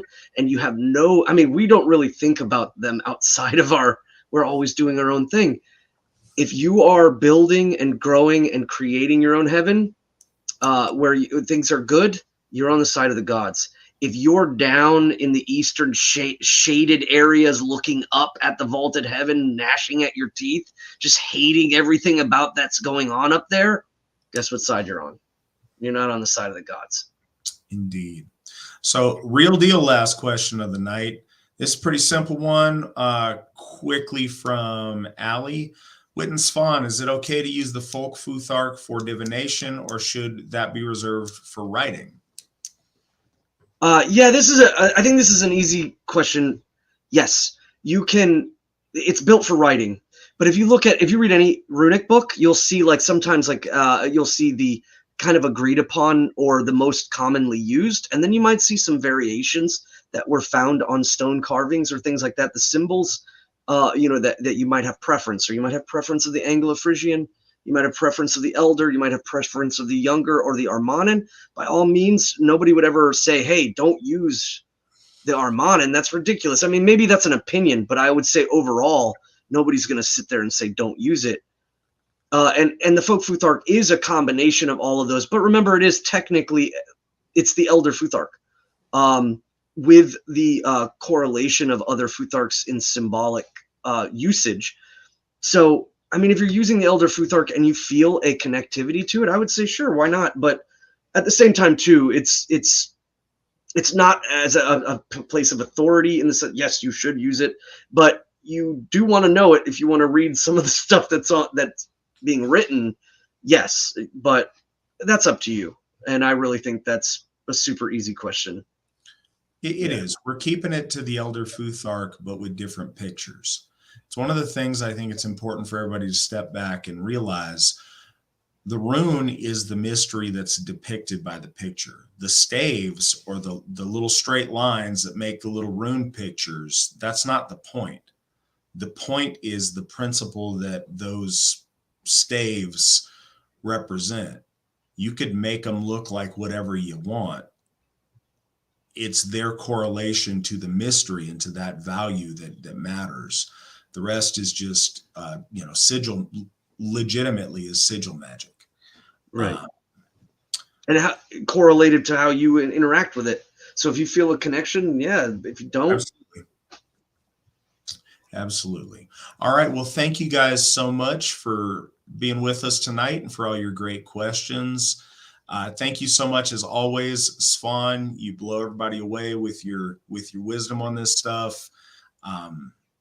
People look forward to your episodes. We appreciate having you on. Thanks for having me. It's always a ball, especially tonight. This is a good one. It's been a fun night. Yeah, lots of great questions.